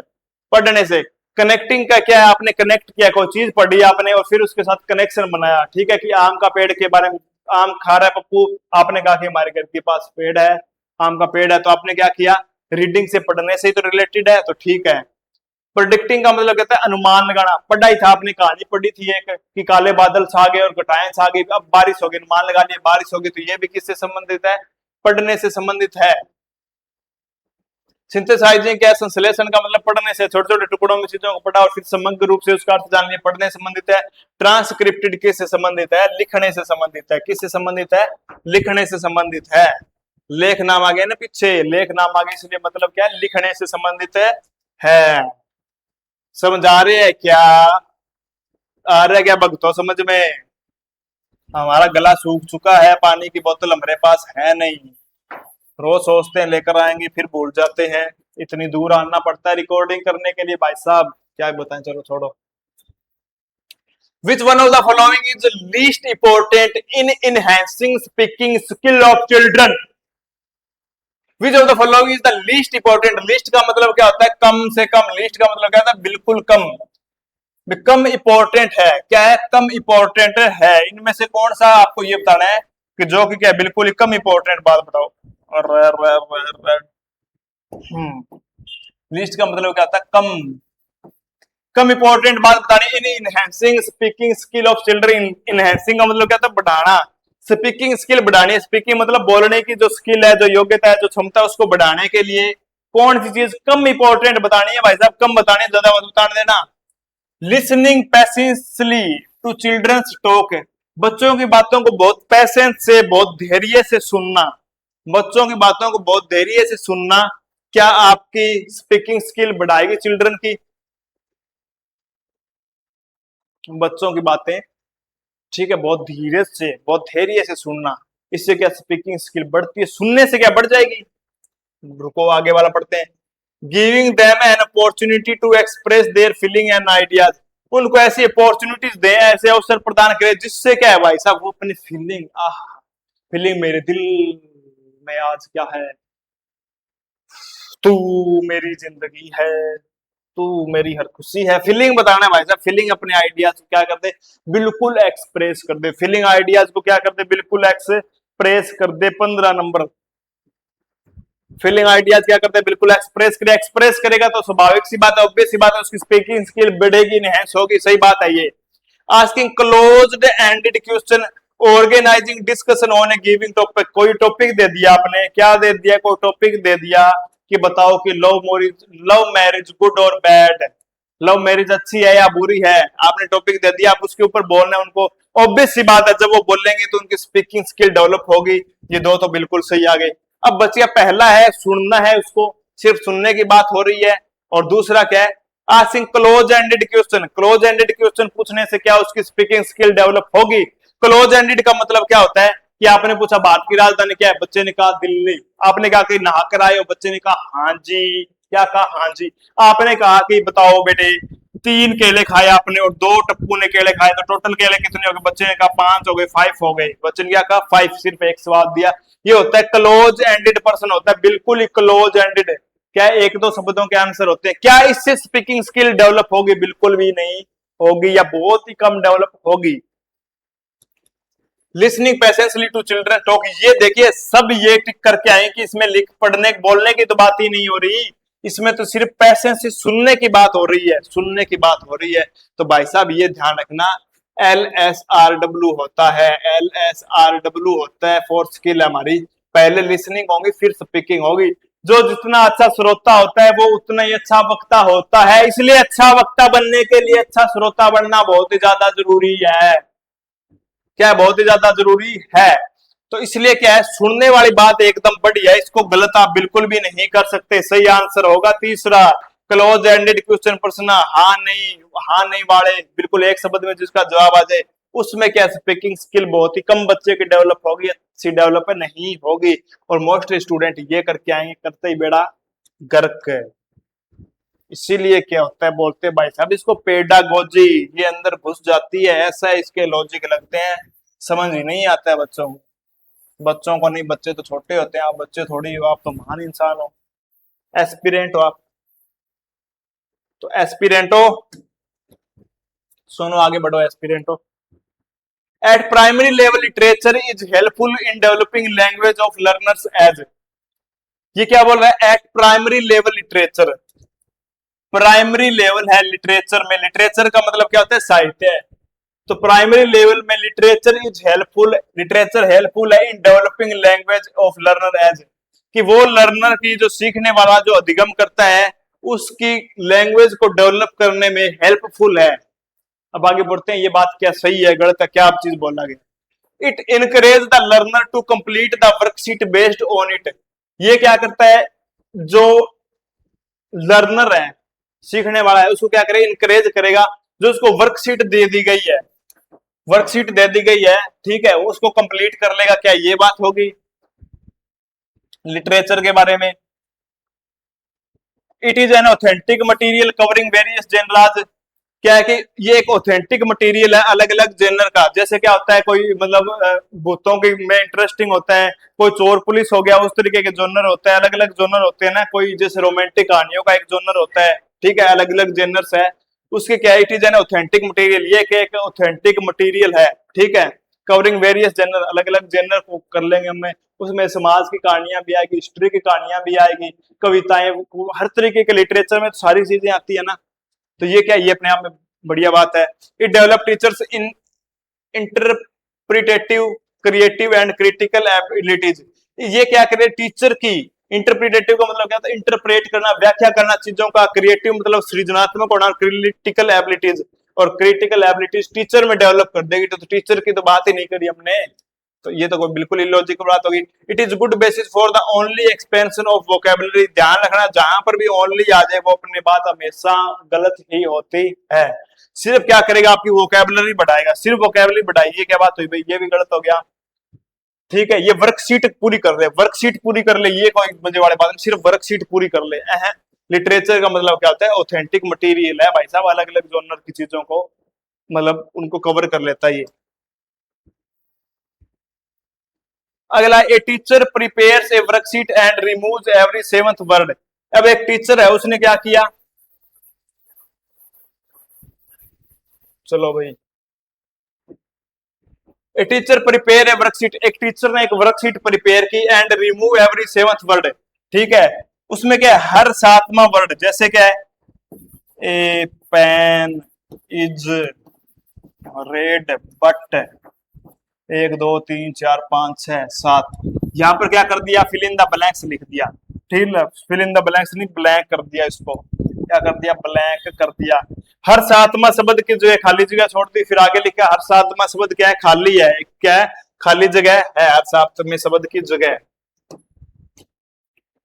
Then she asked the learner read the text. After that, they were asked to complete the worksheet with missing word. The task given to the worksheet is, क्या कि एक वर्कशीट है जिसमें हर सातवां शब्द की जगह खाली स्थान है, ठीक है, और ये टीचर बोल रही है कि अब उस खाली स्थान, सारे खाली स्थान को आपको क्या है, भरना है। तो इस टास्क है, ये जो टास्क है इसको क्या बोलेंगे, पहला क्या है, स्पीकिंग टास्क। स्पीकिंग का मतलब क्या हो गया, बोलने वाला टास्क। तो बोलने वाला का तो कोई टास्क है ही नहीं इसमें, तो गलत बात होगी। राइटिंग टास्क, लिखने की बात, चलो ठीक है। क्लोज टेस्ट और ओपन टेस्ट। ओपन टेस्ट का मतलब होता है जिसके अंदर इंसान अपनी चिंतन, तर्क, स्मरण, ध्यान, ठीक है, एक्सपीरियंस का प्रयोग करके लिखे, और इसका मेन ऑब्जेक्टिव होता है क्रिएटिविटी बढ़ाना। तो ओपन टेस्ट तो ये है ही नहीं, सिर्फ खालिस्तान है, वही भरना है। आप अपने चिंतन तर्क का तो मतलब निकाल ही नहीं सकते, जो जहां वो ठीक है चीज लगी वही भरनी है, तो ये भी गलत हो गया। क्लोज टेस्ट का मतलब होता है, ध्यान रखना, क्लोज टेस्ट का मतलब होता है यहाँ पर बार बार आपको क्या करेंगे, ब्लैंक्स मिले, खाली जगह मिले, खालिस्तान मिलेंगे, बार बार खालिस्तान मिले, उसको क्या बोलते हैं, क्लोज टेस्ट बोलते हैं। क्या बोलते हैं, क्लोज टेस्ट बोलते हैं। तो सही आंसर इसका कौन सा हो जाएगा, क्लोज टेस्ट इसका बिल्कुल राइट आंसर हो जाएगा। क्लोज टेस्ट इसका बिल्कुल राइट आंसर हो जाएगा। आगे वाला देखो,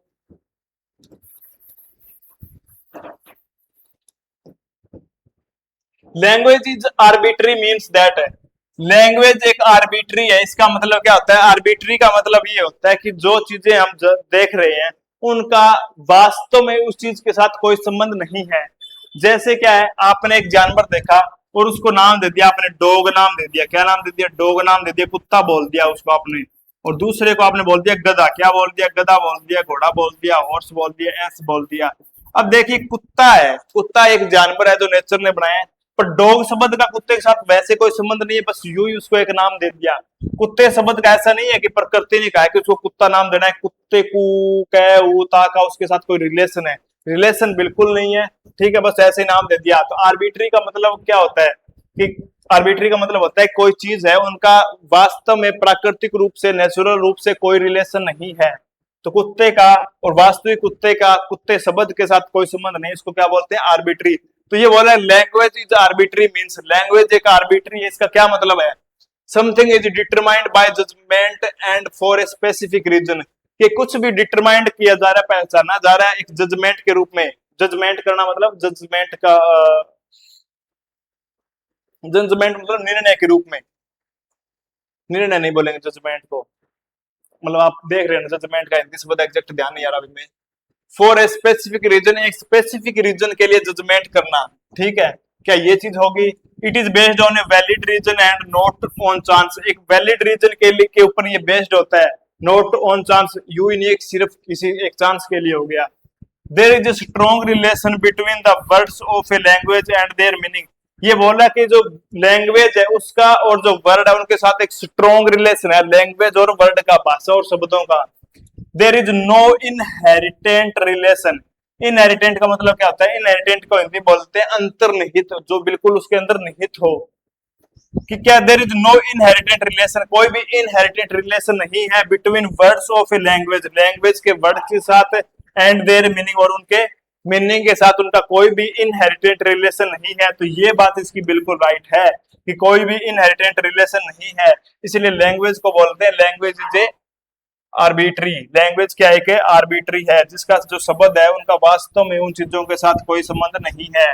अब ये मार्कर है, तो क्या मार्कर का इस चीज के साथ कोई संबंध है? वास्तव में कोई संबंध नहीं है। The teacher observed that Praveen could not write a paragraph on her own even after brainstorming the topic. Brainstorming एक शब्द आया, ध्यान रखना, ये बहुत बार आता है brainstorming। हिंदी में भी प्रश्न आता है तो वहीं लिखा होता है brainstorming, हिंदी में लिख देते हैं, ठीक है।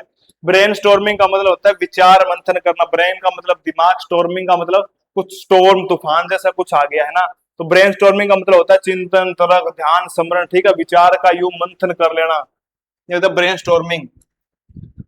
अब टीचर ने ऑब्जर्व किया कि जो प्रवीण है वो क्या है, write a paragraph on her own. Her का मतलब आ गया, इसका मतलब लड़की है कि वो अपना पैराग्राफ है अपने हिसाब से, अपने आप से नहीं लिख पा रही है। इवन आफ्टर, यहाँ तक कि brain storming of topic, topic की पूरी उसको ब्रेन स्टॉर्मिंग करवा दी, बिल्कुल उसको घोट के यूं पिला दिया उसके, फिर भी उसको उससे क्या है, सही तरीके से पैराग्राफ नहीं लिखा जा रहा। हाउएवर, हालांकि she was able to write it under adult और पीयर गाइडेंस। फिर भी क्या है, पीयर साथ वाला हो कोई, या कोई अडल्ट हो, बड़ा हो या कोई अडल्ट हो, उसकी गाइडेंस में लिख देगी। वो आगे गाइड करेंगे ऐसे ऐसे लिखो, तो वो फिर लिख देगी, गाइडेंस में लिख देगी, अपने आप नहीं लिख सकती। दिस गाइडेंस इज कॉल्ड, इस गाइडेंस को क्या बोलते हैं? Team teaching, counselling, scaffolding, socialisation. Socialisation तो मतलब समाजीकरण हो गया, तो सोशलाइजेशन तो या कुछ हो भी नहीं रहा, काउंसलिंग भी नहीं हो रही। काउंसलिंग तो बच्चों को काउंसलिंग करते हैं ना, उनको कहाँ दिक्कत आ रही, क्या आ रही है, उनकी मतलब कमियों का या उनकी समस्याओं का पता लगाना। तो यहाँ पर ऐसा भी कुछ नहीं हो रहा, तो काउंसलिंग भी नहीं है। टीम टीचिंग, टीम तो कोई है ही नहीं कि टीम की टीचिंग हो रही है। यहाँ पर तो बड़े हैं अपने अंडर पढ़ाएंगे, इसको क्या बोलेंगे? स्कैफोल्डिंग बोलेंगे। क्या बोलेंगे इसको? स्कैफोल्डिंग बोलेंगे। सह से आपको पढ़ाया था, सह से सपोर्ट करना या क्या करना? सहायता करना। सपोर्ट और सह से आप सहायता निकाल सकते हो। ये लेव वाइगोत्स्की का एक कॉन्सेप्ट है। क्या होता है कि एक स्टूडेंट मान लीजिए अपने आप पढ़ रहा है, एक स्टूडेंट है बिना किसी के हेल्प लिए 80 मार्क्स ले लिए उसने, बिना किसी के हेल्प लिए सीटेट में 80 मार्क्स ले लिए सेल्फ स्टडी में, तो उसको बोलेंगे LED, language level of actual development. क्या बोलेंगे? Level of actual development. Hindi में बोलेंगे संभाव्य विकास स्तर, संभाव्य विकास स्तर। फिर उसने क्या है, बड़ों की कोचिंग की या क्लास ले ली, यूट्यूब पर कुछ भी कर लिया, और उसने नंबर ले लिए 120, 120 नंबर ले लिए, 40 नंबर ज्यादा जो ये नंबर ले लिए, इसको बोलेंगे L level of potential development, level of potential development, वास्तविक विकास का स्तर, LPD, ठीक है। और फिर क्या है, यहां से चलकर उसने क्या है, 40 नंबर फालतू लिए ना, 80 से 120 पर आया, 80 से 120 आए, तो 40 मार्क्स उसने ज्यादा लिए हैं। इस 40 मार्क्स के डिफरेंस को बोलते हैं ZPD, zone of proximal development, zone of proximal development. ये किसको बोलते हैं? ये बोलते हैं जोन ऑफ प्रोक्सिमल डेवलपमेंट, बोलेंगे डिफरेंस को, जो डिफरेंस आ गया। अब देखिए, जिन्होंने हेल्प की है उनको बोलते हैं MKO, मोर नॉलेजेबल अदर। ये होते हैं टीचर हो गया या दोस्त हो गए, जिन्होंने सहायता करी है वो होते हैं MKO।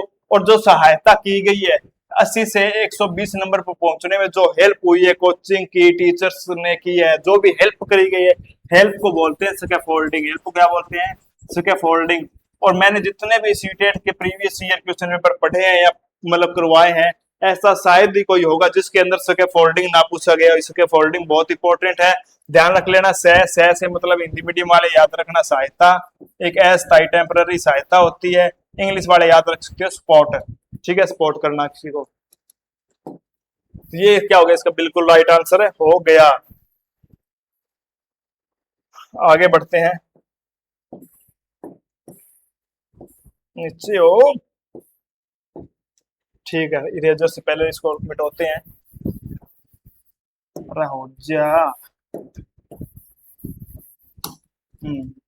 The purpose of textual exercise is, जो टेक्सचुअल एक्सरसाइज होती है, जो चैप्टर होते हैं, पाठ होते हैं आपके, ठीक है, उनकी जो एक्सरसाइज होती है उनका क्या उद्देश्य है भाई? अरे चल, हाँ,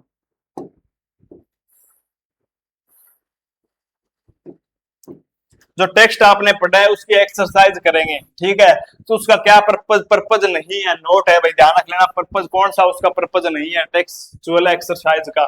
develop creativity among learners, learner के बीच क्रिएटिविटी पैदा करना टेक्सचुअल एक्सरसाइज की क्या ये नहीं है? Provide opportunity to express themself, उनको अपॉर्चुनिटी प्रोवाइड करना, अवसर प्रदान करने लेना, जिससे कि वह खुद को क्या कर सके? एक्सप्रेस कर सके। Memorise the answer to the question, memorise the answer to the question, जो क्वेश्चन है उनके आंसर को क्या कर सके? मेमोराइज कर ले, याद कर ले, दिमाग में खोपड़े में बिठा ले। Give exposure to language learning, language learning, भाषा सीखने क्या मिले उनको? एक्सपोजर मिले। क्या मिले उनको? एक्सपोजर मिले। तो एक्सपोजर मिलेगा लैंग्वेज सीखने का, तो अपने आप में सही बात है, ठीक है। अपॉर्चुनिटी मिल रही, सही बात है। क्रिएटिविटी डेवलप हो रही, सही बात है। मेमोराइजिंग बिल्कुल गलत बात है, ये राइट आंसर हो गया। और मैंने पॉजिटिव नेगेटिव टैग वर्ड की क्लास कराई थी, वो क्लास बहुत ध्यान से देख लेना, उसमें से 8 से 10 क्वेश्चन आपके ठीक होंगे। मेमोराइजिंग नेगेटिव टैग वर्ड है, और ये आंधी के उस पर कांटा मार देना गलत बात है। अब आपको कुछ समझ नहीं आ रहा मान लीजिए, और मेमोराइज शब्द दिख गया और नोट दिख गया, नहीं बताना नेगेटिव तो बताना, देखते ही आपने टिक कर दिया, ये बात इसमें क्या होगी? गलत होगी। जो गलत बात है वही इसमें पूछी गई है।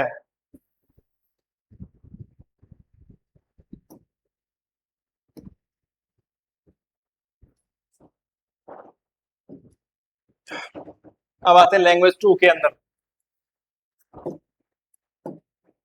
ए teacher wants to create a language rich environment in her class, he should, एक क्या एक टीचर है उसको अपने स्कूल के अंदर, सॉरी अपने क्लास के अंदर लैंग्वेज रिच इन्वायरमेंट, एक समृद्ध, रिच का मतलब होता है अमीर, समृद्ध इन्वायरमेंट, बहुत बढ़िया इन्वायरमेंट पैदा करना है लैंग्वेज का, जिससे बच्चे इंग्लिश लैंग्वेज को सीख सके, अच्छे से, बहुत अच्छे सीख जाए, बोलनी भी सीख जाए, पढ़नी भी सीख जाए, मतलब भी सीखने लगे।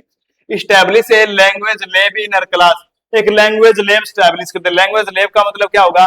इसके अंदर के अलग अलग तरह की बुक्स होगी, ऑडियो होगी, आप सुनकर सीख सकते हो, वीडियो होंगे, इंटरनेट होंगे, कंप्यूटर होंगे, ठीक है।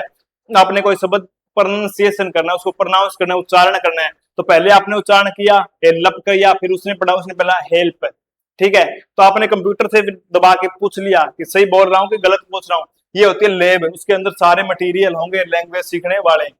तो क्या लैंग्वेज लैब स्टैब्लिश कर देंगे, इससे रिच इन्वायरमेंट होगा? ऑब्वियस सी बात है, बिल्कुल होगा। बट ध्यान रखना है इस चीज का, कभी भी पहला ऑप्शन ठीक लगे देखकर आगे मत बढ़ जाना, सारे ऑप्शन देखने हैं, हमें वो टिक करना होता है जो ज्यादा सही हो सकता है इससे ज्यादा अच्छी और बेहतर बात आगे देखने को मिल जाए। Motivate parents to buy language games and activities, parents को मोटिवेट करे खरीदने के लिए लैंग्वेज गेम एंड एक्टिविटी, ये क्या बात हुई भाई? पेरेंट्स को क्यों मोटिवेट करोगे आप?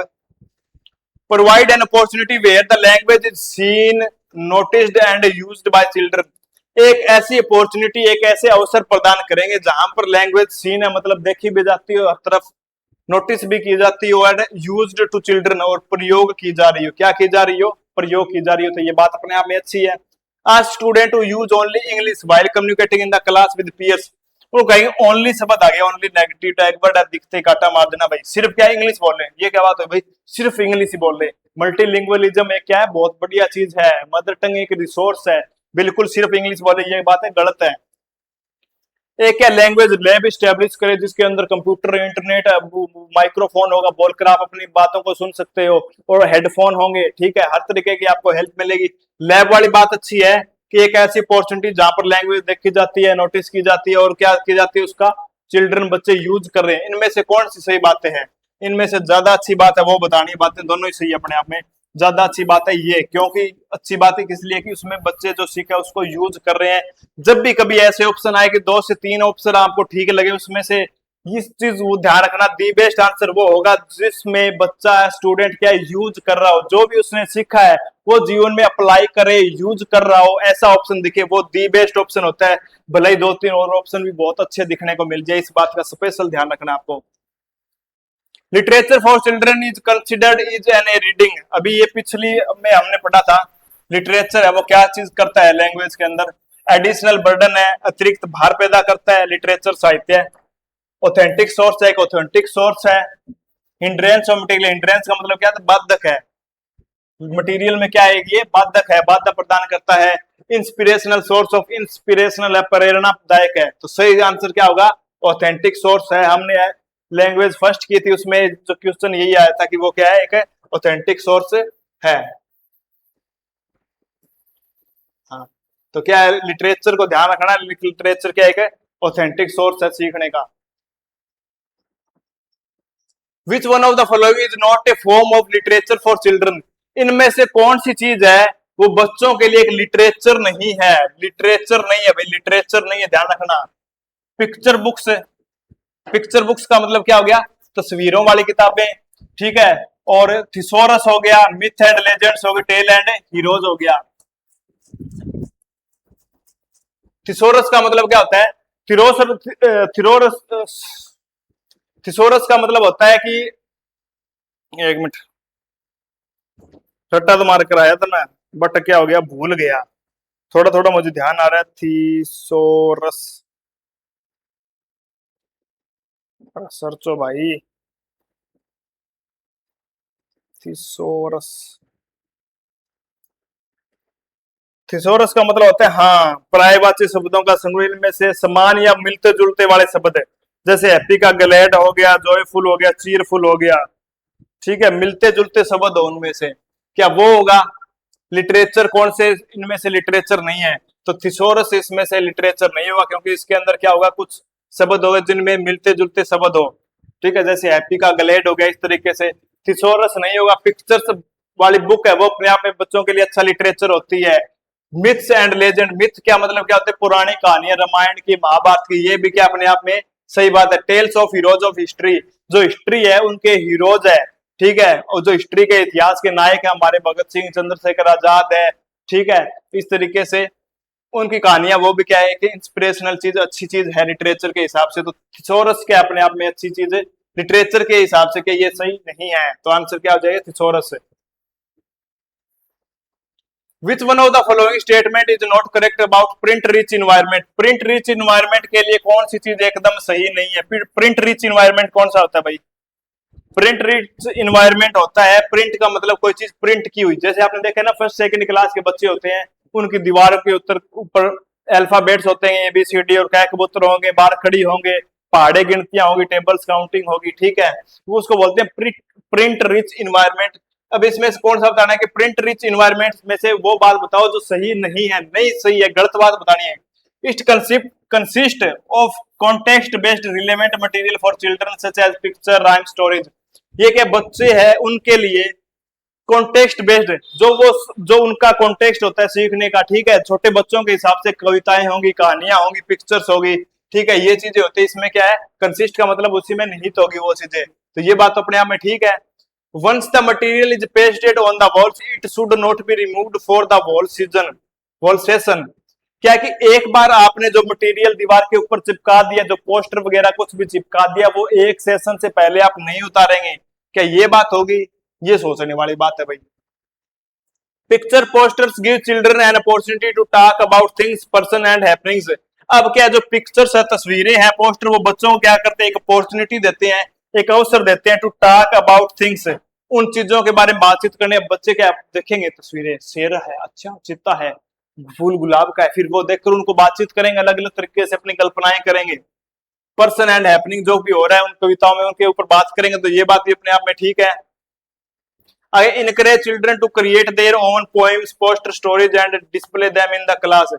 क्या करेंगे हम, इनकरेज करेंगे बच्चों को, किस चीज के लिए इनकरेज करेंगे, कि वो अपनी कहानियां क्या क्रिएट करे, अपनी स्टोरी क्रिएट करे और उनको दीवारों पर चिपका दे। ये बात बिल्कुल ठीक है, अपने पोस्टर, अपने डिजाइन बनाकर दीवारों पर चिपका, ये बात अपने आप में क्या बिल्कुल है, ठीक बात है। तो ये भी ठीक बात है, ये भी ठीक बात है, ये भी ठीक बात है। ये गलत बात है कि एक बार आपने कुछ पोस्टर चिपका दिया, वो एक सेशन तक हम उतार नहीं सकते, ये तो कोई वो बात नहीं हुई। ये तो बात बिल्कुल भी अच्छी हमें तो लगी नहीं हुई, आपको लगी है तो देख लेना, है ना।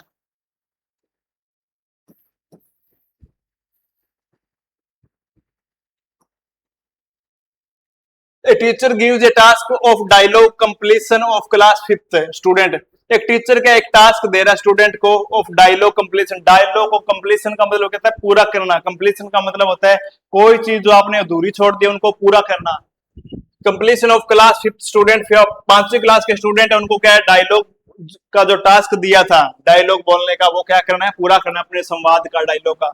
The role of this task in language learning is, भाषा सीखने में ये किस तरीके का रोल प्ले करेंगे, किस तरह की भूमिका निभाएंगे। टीचिंग ऑफ स्ट्रक्चर, क्या लैंग्वेज के स्ट्रक्चर को बताएंगे। ठीक है, स्ट्रक्चर आपको बता दी थी, जैसे क्या ही इज गोइंग, ये क्या है, सब्जेक्ट हो गया, वर्ब हो गई, ये क्या हेल्पिंग वर्ब हो गई, प्लस वर्ब हो गई, वर्ब के साथ आईएनजी आ गई, ये क्या एक स्ट्रक्चर है, पहले उससे सब्जेक्ट आएगा, ये क्या एक स्ट्रक्चर होगा। तो टीचिंग एक स्ट्रक्चर बताएंगे, क्या ऐसा हो रहा है। The separation of spoken and written forms of language, separation का मतलब क्या होता है, अलग कर देना। क्या कर देना, अलग कर देना। किसको अलग करना है भाई, स्पोकन बोलने को और लिखने को, भाषा के बोलने को और लिखने को अलग करना है। डायलॉग कंप्लीट करने का, लिखने और बोलने को अलग करना, कोई सेंस तो नहीं बनी। To facilitate conversation by giving specific language practice using formulaic expression. To facilitate क्या होता है, फैसिलिटेट होता है सुगम करता। जैसे टीचर को फैसिलिटेटर की भूमिका निभानी चाहिए, सुगम करता की, सुगम कर दे, चीजों को आसान बना दे, अच्छा बना दे, सुगम बना दे, सरल बना दे। टू फैसिलिटेट कन्वर्जेशन, जो बातचीत हो रही है उसको क्या कर दे, सुगम कर दे, अच्छा कर दे। By giving specific language practice, एक स्पेसिफिक लैंग्वेज प्रैक्टिस कराए। ठीक है, सिर्फ स्पेसिफिक लैंग्वेज उसको प्रैक्टिस करवा के बातचीत को सुगम कर दे, आसान कर दे। यूजिंग फॉर्मूलिक एक्सप्रेशन, फॉर्मूलिक एक्सप्रेशन के साथ। फॉर्मूलिक एक्सप्रेशन का मतलब क्या होता है, ये छोटे छोटे शब्दों की एक यूनिट होती है जिसका अपना एक मतलब होता है। छोटे छोटे शब्दों की यूनिट जिसका अपना एक मतलब होता है। जैसे good morning, nice to meet you, thank you very much, forgive me, sorry, इस तरीके के शब्द क्या है अपने आप में, ये क्या है, एक पूरी यूनिट होते हैं। सॉरी का मतलब हो गया मुझे माफ कर दो भाई, थैंक यू का मतलब बहुत बहुत धन्यवाद जो आपने हमारे लिए काम किया है, कुछ भी हेल्प वगैरह की है उसके लिए। ठीक है, तो इसको बोलते हैं फॉर्मूलिक एक्सप्रेशन।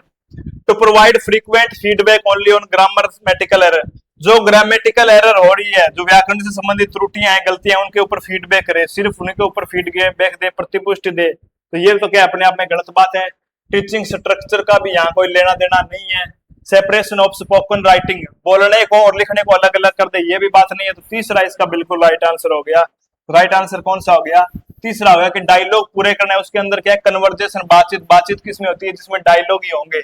और formulaic expression, thank you very much, nice to meet you, ठीक है, आई एम फाइन वगैरह जो भी है, ये क्या आगे किसके अंदर, डायलॉग के अंदर ही आएंगे। तो तीसरा हमारा बिल्कुल राइट आंसर हो गया। आगे देखते हैं। Using realia in the language class means bringing, realia क्या चीज होती है भाई, रियलिया का मतलब होता है, नाम में क्या लिखा हुआ है, रियल लिखा हुआ है, क्या लिखा हुआ है, रियल लिखा हुआ है। रियल का मतलब क्या होता है, रियल का मतलब होता है वास्तविक, ओरिजिनल, असली। रियल का मतलब क्या होता है, वास्तविक, जो बिल्कुल रियल चीज हो। जैसे आपको फ्रूट्स के बारे में पढ़ाना है तो आप एप्पल है, ऑरेंज है, असली फ्रूट क्लास में लेकर चले गए, ये होता है रियलिया। रियलिया ये क्या चीज होती है, real life situation to communicate, बातचीत करने के लिए रियल लाइफ सिचुएशन, असली सिचुएशन, वास्तविक सिचुएशन हो। ठीक है, real object as teaching aid, पढ़ाने के लिए टीचिंग एड में आप क्या करें, रियल ऑब्जेक्ट, असली वस्तुओं का प्रयोग करें। Realistic objectives and target for the learner, कि वास्तविक उद्देश्य, ऑब्जेक्टिव हो and target for learner, learner को क्या है, एक वास्तविक टारगेट दिया जाए, ये तो कोई बात नहीं हुई। Real level of children learning knowledge of parents, parents का भी कोई लेना देना नहीं है। Real object as teaching aid, teaching aid के लिए जो टीचिंग सामग्री होती है, ठीक है, उनके लिए क्या करे कि रियल ऑब्जेक्ट की तरह काम करे, जो असली ऑब्जेक्ट लेकर जाए। भाई बैट बॉल के बारे में पढ़ाना है, क्रिकेट के बारे में बताना है तो असली बैट लेके जाओ, बॉल लेके जाओ, ठीक है, इस तरीके से। सब्जियों के बारे में पढ़ाना है तो लौकी, काकड़ी, कुकड़ी असली लेकर चले जाओ। The multilingual nature of the Indian classroom must be used as a resource. Multilingual nature है of Indian classroom, Indian classroom में आपको पता है हमारे देश में बहुत सारी भाषाएं बोली जाती है। मल्टीलिंगुअल का मतलब होता है बहुभाषा, बहुभाषिकता, ठीक है, कि बहुत सारी भाषाएं जहां बोली जाती हो।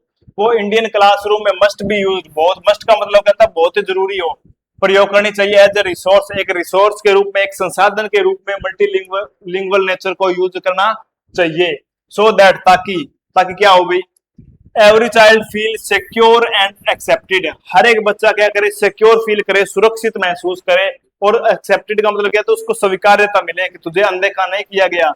किसी टीचर को, स्टूडेंट को ये ना लगे कि मान लीजिए उसकी मदर टंग है पंजाबी हो गई, वो दिल्ली में आके पढ़ रहा है, तो ऑब्वियस सी बात है वो पंजाबी यूज करे तो उसको स्वीकार किया जाना चाहिए, ऐसे नहीं कि नहीं ये नहीं चलेगा, हिंदी बोल या इंग्लिश बोल, ऐसे नहीं करना।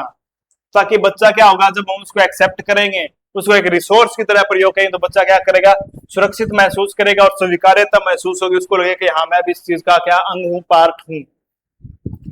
Every child learns at the same pace, हर बच्चा करे एक सेम पेस, पेस का मतलब कहता है गति, स्पीड, कि हर एक बच्चा एक ही गति या एक ही स्पीड से सीखे, ये तो गलत बात है भाई, एक ही स्पीड से एक ही गति से सीखे हैं। Children can learn many language, बच्चा बहुत सारी भाषाएं सीख जाए, ये भी गलत बात है, बहुत सारी भाषाएं सीख जाए। The teacher develop language proficiency, क्या टीचर डेवलप करे लैंग्वेज प्रोफिशिएंसी, लैंग्वेज प्रवाह को डेवलप करना इसका उद्देश्य नहीं। और रुको रुको भाई, ये तो सही बात है, मल्टीलिंगुअलिज्म का मतलब यही होता है कि बच्चे क्या है और सारी भी भाषाएं सीख ले अपने यार दोस्तों की, ठीक है, उनके वर्ड भी सीख ले। अब देखिए कि दो ऑप्शन इसमें सही है, पहला है कि बच्चा मल्टीलिंगुअलिज्म का जो प्रयोग किया जाएगा तो बच्चा सिक्योर फील करेगा, एक्सेप्टेड फील करेगा। दूसरा क्या है, इसमें क्या बच्चे बहुत सारी भाषाएं सीखते हैं, कई भाषाएं सीख लेंगे अगर क्लास में कई भाषाएं चल रही है तो। दोनों ऑप्शन एकदम सही है। अब इसमें राइट आंसर कौन सा होगा, राइट आंसर सीटेड ने इसको माना है, बाकी दोनों एक ही लेवल के आंसर है। जब हम पढ़ाते हैं मल्टीलिंगुअलिज्म या पढ़ते हैं तो उसका मतलब ये होता है, बहुभाषिकता का मतलब होता है कई सारी भाषाओं का प्रयोग हो क्लास में, ताकि क्या है बच्चा क्या है कई सारी भाषाएं सीख सके, समझ सके, और क्या है उसको भी एक तरीके से सिक्योर फील करे, उसको स्वीकार्यता महसूस हो। दोनों लाइनें उसके अंदर लिखी होती है, दोनों इंपॉर्टेंट है। अब सीटेड ने जो आंसर किया उसमें ये ठीक माना है, तो अभी इसको साथ लेकर चलते हैं।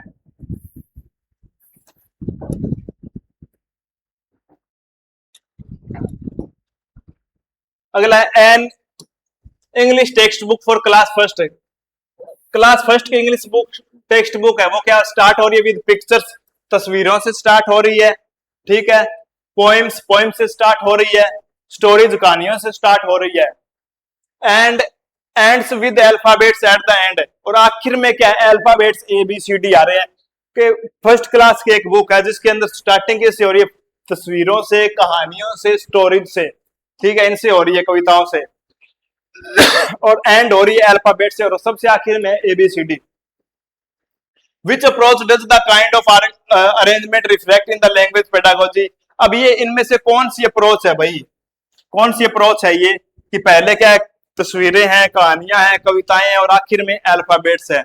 पहला है इलेक्ट्रिक अप्रोच, ठीक है, इलेक्ट्रिक अप्रोच, इलेक्ट्रिक अप्रोच का मतलब क्या होता है, इलेक्ट्रिक अप्रोच का मतलब होता है कि हर स्टूडेंट की नीड अलग अलग है, और उसकी नीड्स के हिसाब से हम क्या करें, लैंग्वेज मतलब जो हमें पढ़ाना है उस तरीके से मेथड हम क्या करें, अप्लाई करें। जैसे ग्रामेटिकल मेथड का हम प्रयोग कर सकते हैं, ठीक है, और कौन से होते हैं, और फंक्शनल अप्रोच होती है, उनको क्या प्रयोग करके देख सके जीवन में।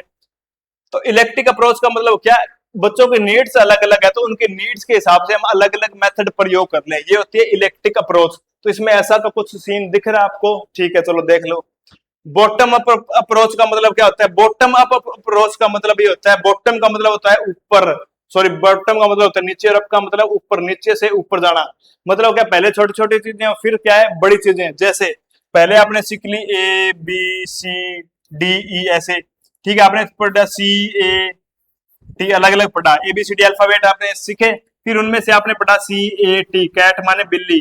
तो बॉटम का मतलब तो हो गया ये चीजें, और ये जो कैट है, कैट हो गया ऊपर अप। पहले क्या सीखा हमने, नॉर्मल अल्फाबेट सीखे, ये होती है बॉटम, बिल्कुल बॉटम से अल्फाबेट सीख लिया हमने, और अप ऊपर जाकर फिर क्या हुआ, हमने सी ए टी कैट बनाना, स्पेलिंग बनाना सीख ली, ये होता है बॉटम अप अप्रोच, ठीक है, पहले छोटी छोटी चीजें और फिर मिला के क्या बड़ी चीजें ऊपर जाएंगे हम। Top down approach, top down का मतलब क्या हो गया, टॉप डाउन का मतलब हो गया कि पहले क्या है आप ऊपर हो, और ऊपर से क्या हो आप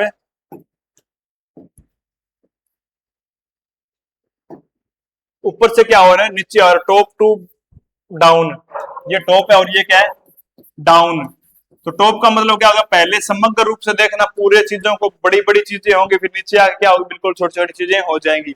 language across curriculum approach, language across curriculum approach की भाषा को एक करिकुलम के हिसाब से क्या है वो अप्रोच, जिसमें क्या लैंग्वेज को करिकुलम के हिसाब से क्या है तैयार करवाया जाए या पढ़ाया या समझाया जाए। तो इसमें आप देखो कि पहले पिक्चर है, पोइम है, स्टोरी है, बड़ी बड़ी चीजें हैं, फिर क्या आ गया आखिर में आके अल्फाबेट आ गई, छोटी एबीसीडी आ गई। तो ये कौन सा टॉप टू बॉटम वाली है, टॉप टू बॉटम, ऊपर बड़ी बड़ी चीजें और नीचे छोटी चीजें आ गई। और ये आ जाता कि पिक्चर्स अल्फाबेट सबसे ऊपर होते हैं और ये स्टोरीज ये सबसे नीचे होती है, पोइम्स वगैरह। तो वो कौन सी अप्रोच होती है, वो होती है bottom up approach, bottom up approach हो जाती है। तो बड़ी चीजें ऊपर है, छोटी छोटी चीजें नीचे आई है, तो ये कौन सी हो जाएगी, टॉप बॉटम में अप्रोच हो जाएगी। 3 नंबर इसका बिल्कुल राइट आंसर हो जाएगा, 3 नंबर इसका क्या हो जाएगा, एकदम राइट आंसर हो जाए, बिल्कुल सही आंसर हो जाएगा। आगे देखते हैं भाई साहब। While checking the notebooks, the teacher observed that a child has repeatedly made some errors in writing, such as reverse image as B, D, M, W, the child showing the sign of। बहुत बार पढ़ाया है, अगर आपने मेरी class देखी है तो बहुत ही बार पढ़ाया है। बी को ऐसे सीख लेना, एम को डब्ल्यू सीखना, ये क्या चीज होती है। एक टीचर है वो क्या एक बच्चे की नोटबुक चेक कर रही है और उसने ऑब्जर्व किया चाइल्ड एज रिपीटेडली, बार बार क्या इस तरीके के एरर्स कर रहा है। ठीक है, बी को ऐसे लिख रहा है, डी लिख रहा है, एम को डब्ल्यू लिख रहा है, उल्टा लिख रहा है, मतलब सीधी सी बात ये है। सी लिखेंगे उसको ऐसे लिख देगा ये बच्चा, डी लिखेंगे उसको ऐसे लिख देगा, उल्टा लिखा जा रहा है। ठीक है, ये क्या लर्निंग प्रेफरेंस है, लर्निंग स्टाइल है, लर्निंग डिसेबिलिटीज है, लर्निंग डिफरेंस है, क्या है भाई। पहला लर्निंग प्रेफरेंस, लर्निंग प्रेफरेंस का मतलब क्या हुआ, लर्निंग प्रेफरेंस का मतलब होता है प्रेफरेंस देना, वरीयता देनी। जैसे कोई बच्चा ऑडिटरी लर्नर होता है, बताया था ना मैंने आपको, auditory learner, visual learner. Auditory learner कौन से होते हैं, जिनको सुनकर चीजें याद होती है, ग्रुप डिस्कशन करेंगे या टीचर जब बोल रहा हो तो ये सिर्फ सुनेंगे, तो सुनने से इनको चीजें ज्यादा याद होती है। विजुअल वो होते हैं जिनको देखने से चीजें याद होती है, इनके लिए क्या वीडियोज होनी चाहिए, मैप्स हो, डायग्राम्स हो, इनसे बच्चों को ज्यादा याद होती है। एक होता है kinaesthetic, bodily kinaesthetic, kinaesthetic learner, ये कौन से होते हैं, जिनको लिख लिख कर चीजें याद होती है, वो काइनेस्थेटिक होते हैं। बॉडी को ज्यादा यूज करेंगे, चलते चलते याद कर लेंगे, वो कौन से होंगे, काइनेस्थेटिक लर्नर होंगे। तो लर्निंग प्रेफरेंस का मतलब क्या होता है, बच्चा देखेंगे हम सामने कौन सी मतलब किस तरह का है, फिर उस हिसाब से उसकी प्रेफरेंस के हिसाब से हम क्या करेंगे, उसको पढ़ाएंगे। ऑडिटरी है तो बोलकर पढ़ाएंगे, विजुअल है तो ज्यादा से ज्यादा डायग्राम बनाकर पढ़ाएंगे उसको। ठीक है, लर्निंग स्टाइल का मतलब क्या हो गया कि ये लर्निंग का नॉर्मल है कि लर्निंग का स्टाइल ही ऐसा है, बच्चे को बी को ऐसे लिखेगा, ये क्या है कि उसका स्टाइल ही ऐसा है। लर्निंग डिसेबिलिटीज, लर्निंग डिसेबिलिटीज का मतलब क्या है, सीखने में उसको समस्या आ रही है। ठीक है, या ये क्या एक तरीके का विकार है, डिसेबल है बच्चा। ठीक है, इसको लर्निंग डिफरेंस का मतलब क्या होता है, लर्निंग का अंतर है, डिफरेंस का मतलब अंतर। कोई बच्चा ऐसे सीखेगा, कोई ऐसे सीखेगा, तो ये क्या एक अंतर है, ये अंतर नहीं है। ये सही आंसर क्या हुआ इसका, लर्निंग डिसेबिलिटी है। ये क्या लर्निंग डिसेबिलिटी है, डिसेबिलिटी है, और इसका सही नाम कौन सा होता है, डिसलेक्सिया। क्या होता है, डिसलेक्सिया। देखिए कितने शानदार तरीके से डिसलेक्सिया का पूछा है।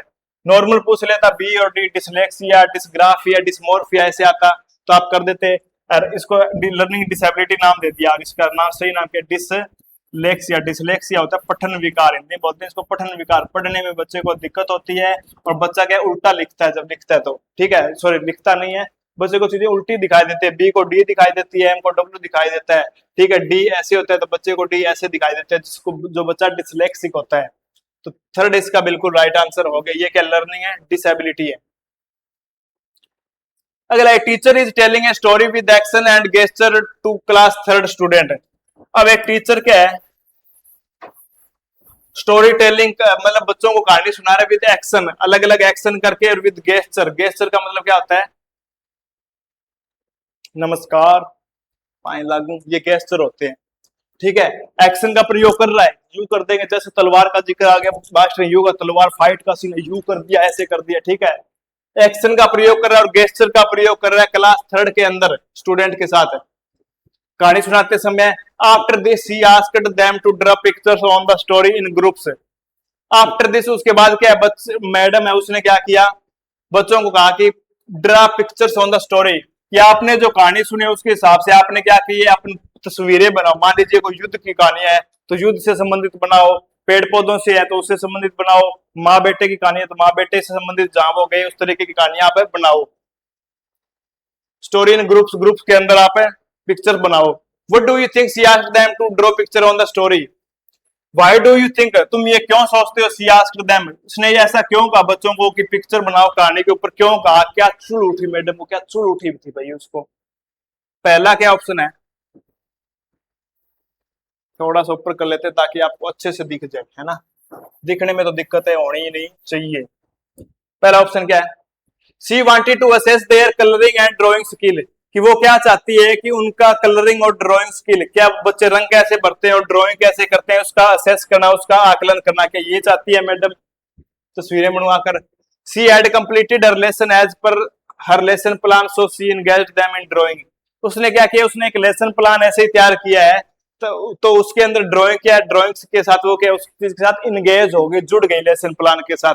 She wanted to assess their comprehension of the story, वो क्या है बच्चे की जो असेस आकलन करना चाहती है। कॉम्प्रिहेंशन का मतलब क्या होता है, कॉम्प्रिहेंशन का मतलब होता है समझ, बोध, अंडरस्टैंडिंग, जो कहानी सुनाई है वो बच्चों को समझ कितने का आई है उसका असेस करना चाहती है, उसका आकलन करना चाहती है।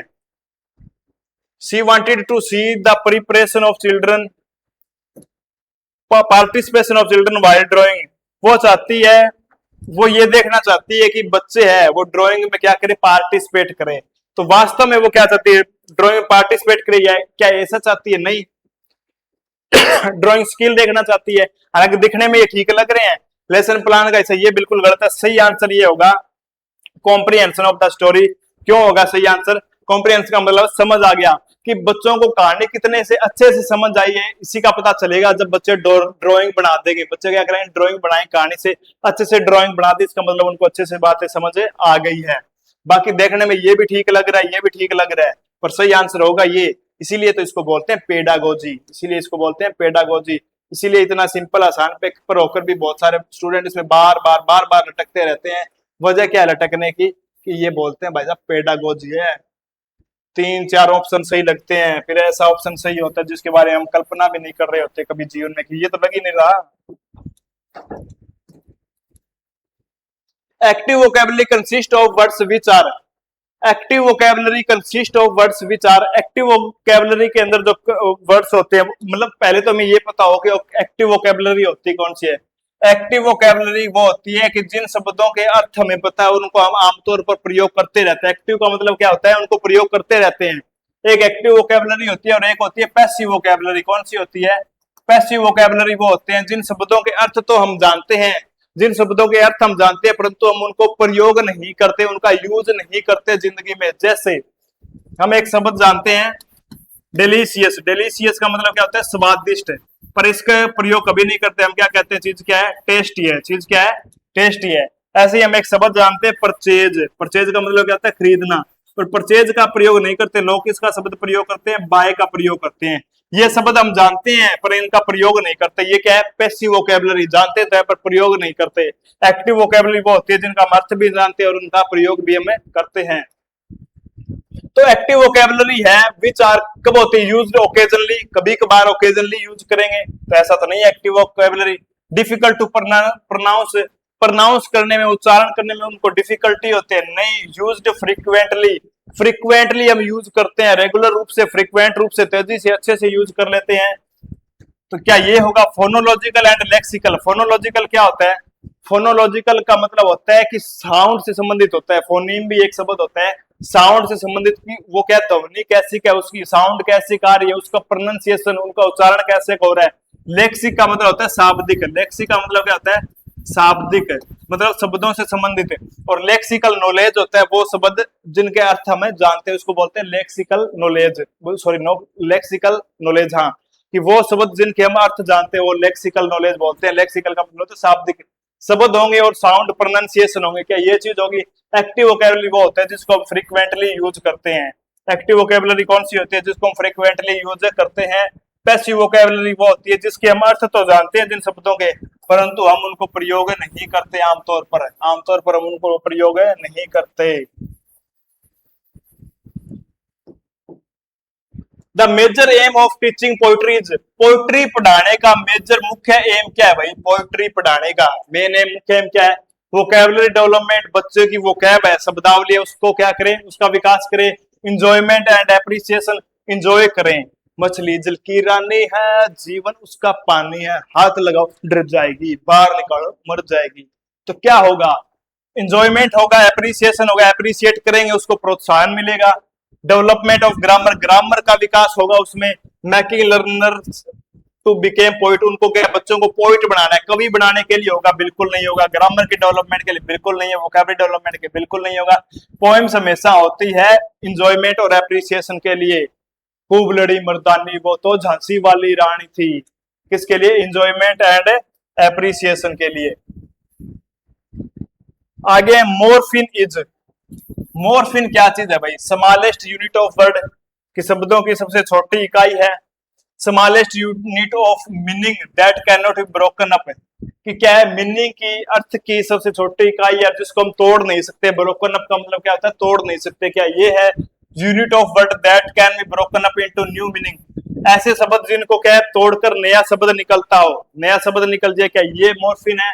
Smallest unit of phrase, phrase की क्या है, स्मॉलेस्ट यूनिट है, सबसे छोटी यूनिट है।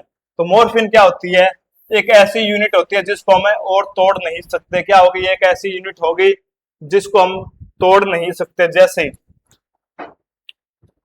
मोरफिन का मतलब क्या हो गया, नॉर्मल वर्ड होंगे, जैसे डॉग हो गया, अब डॉग को आप क्या तोड़ोगे, तोड़ोगे तो कुछ इसका मतलब ही नहीं बन सकता। कैट हो गया, हैप्पी हो गया।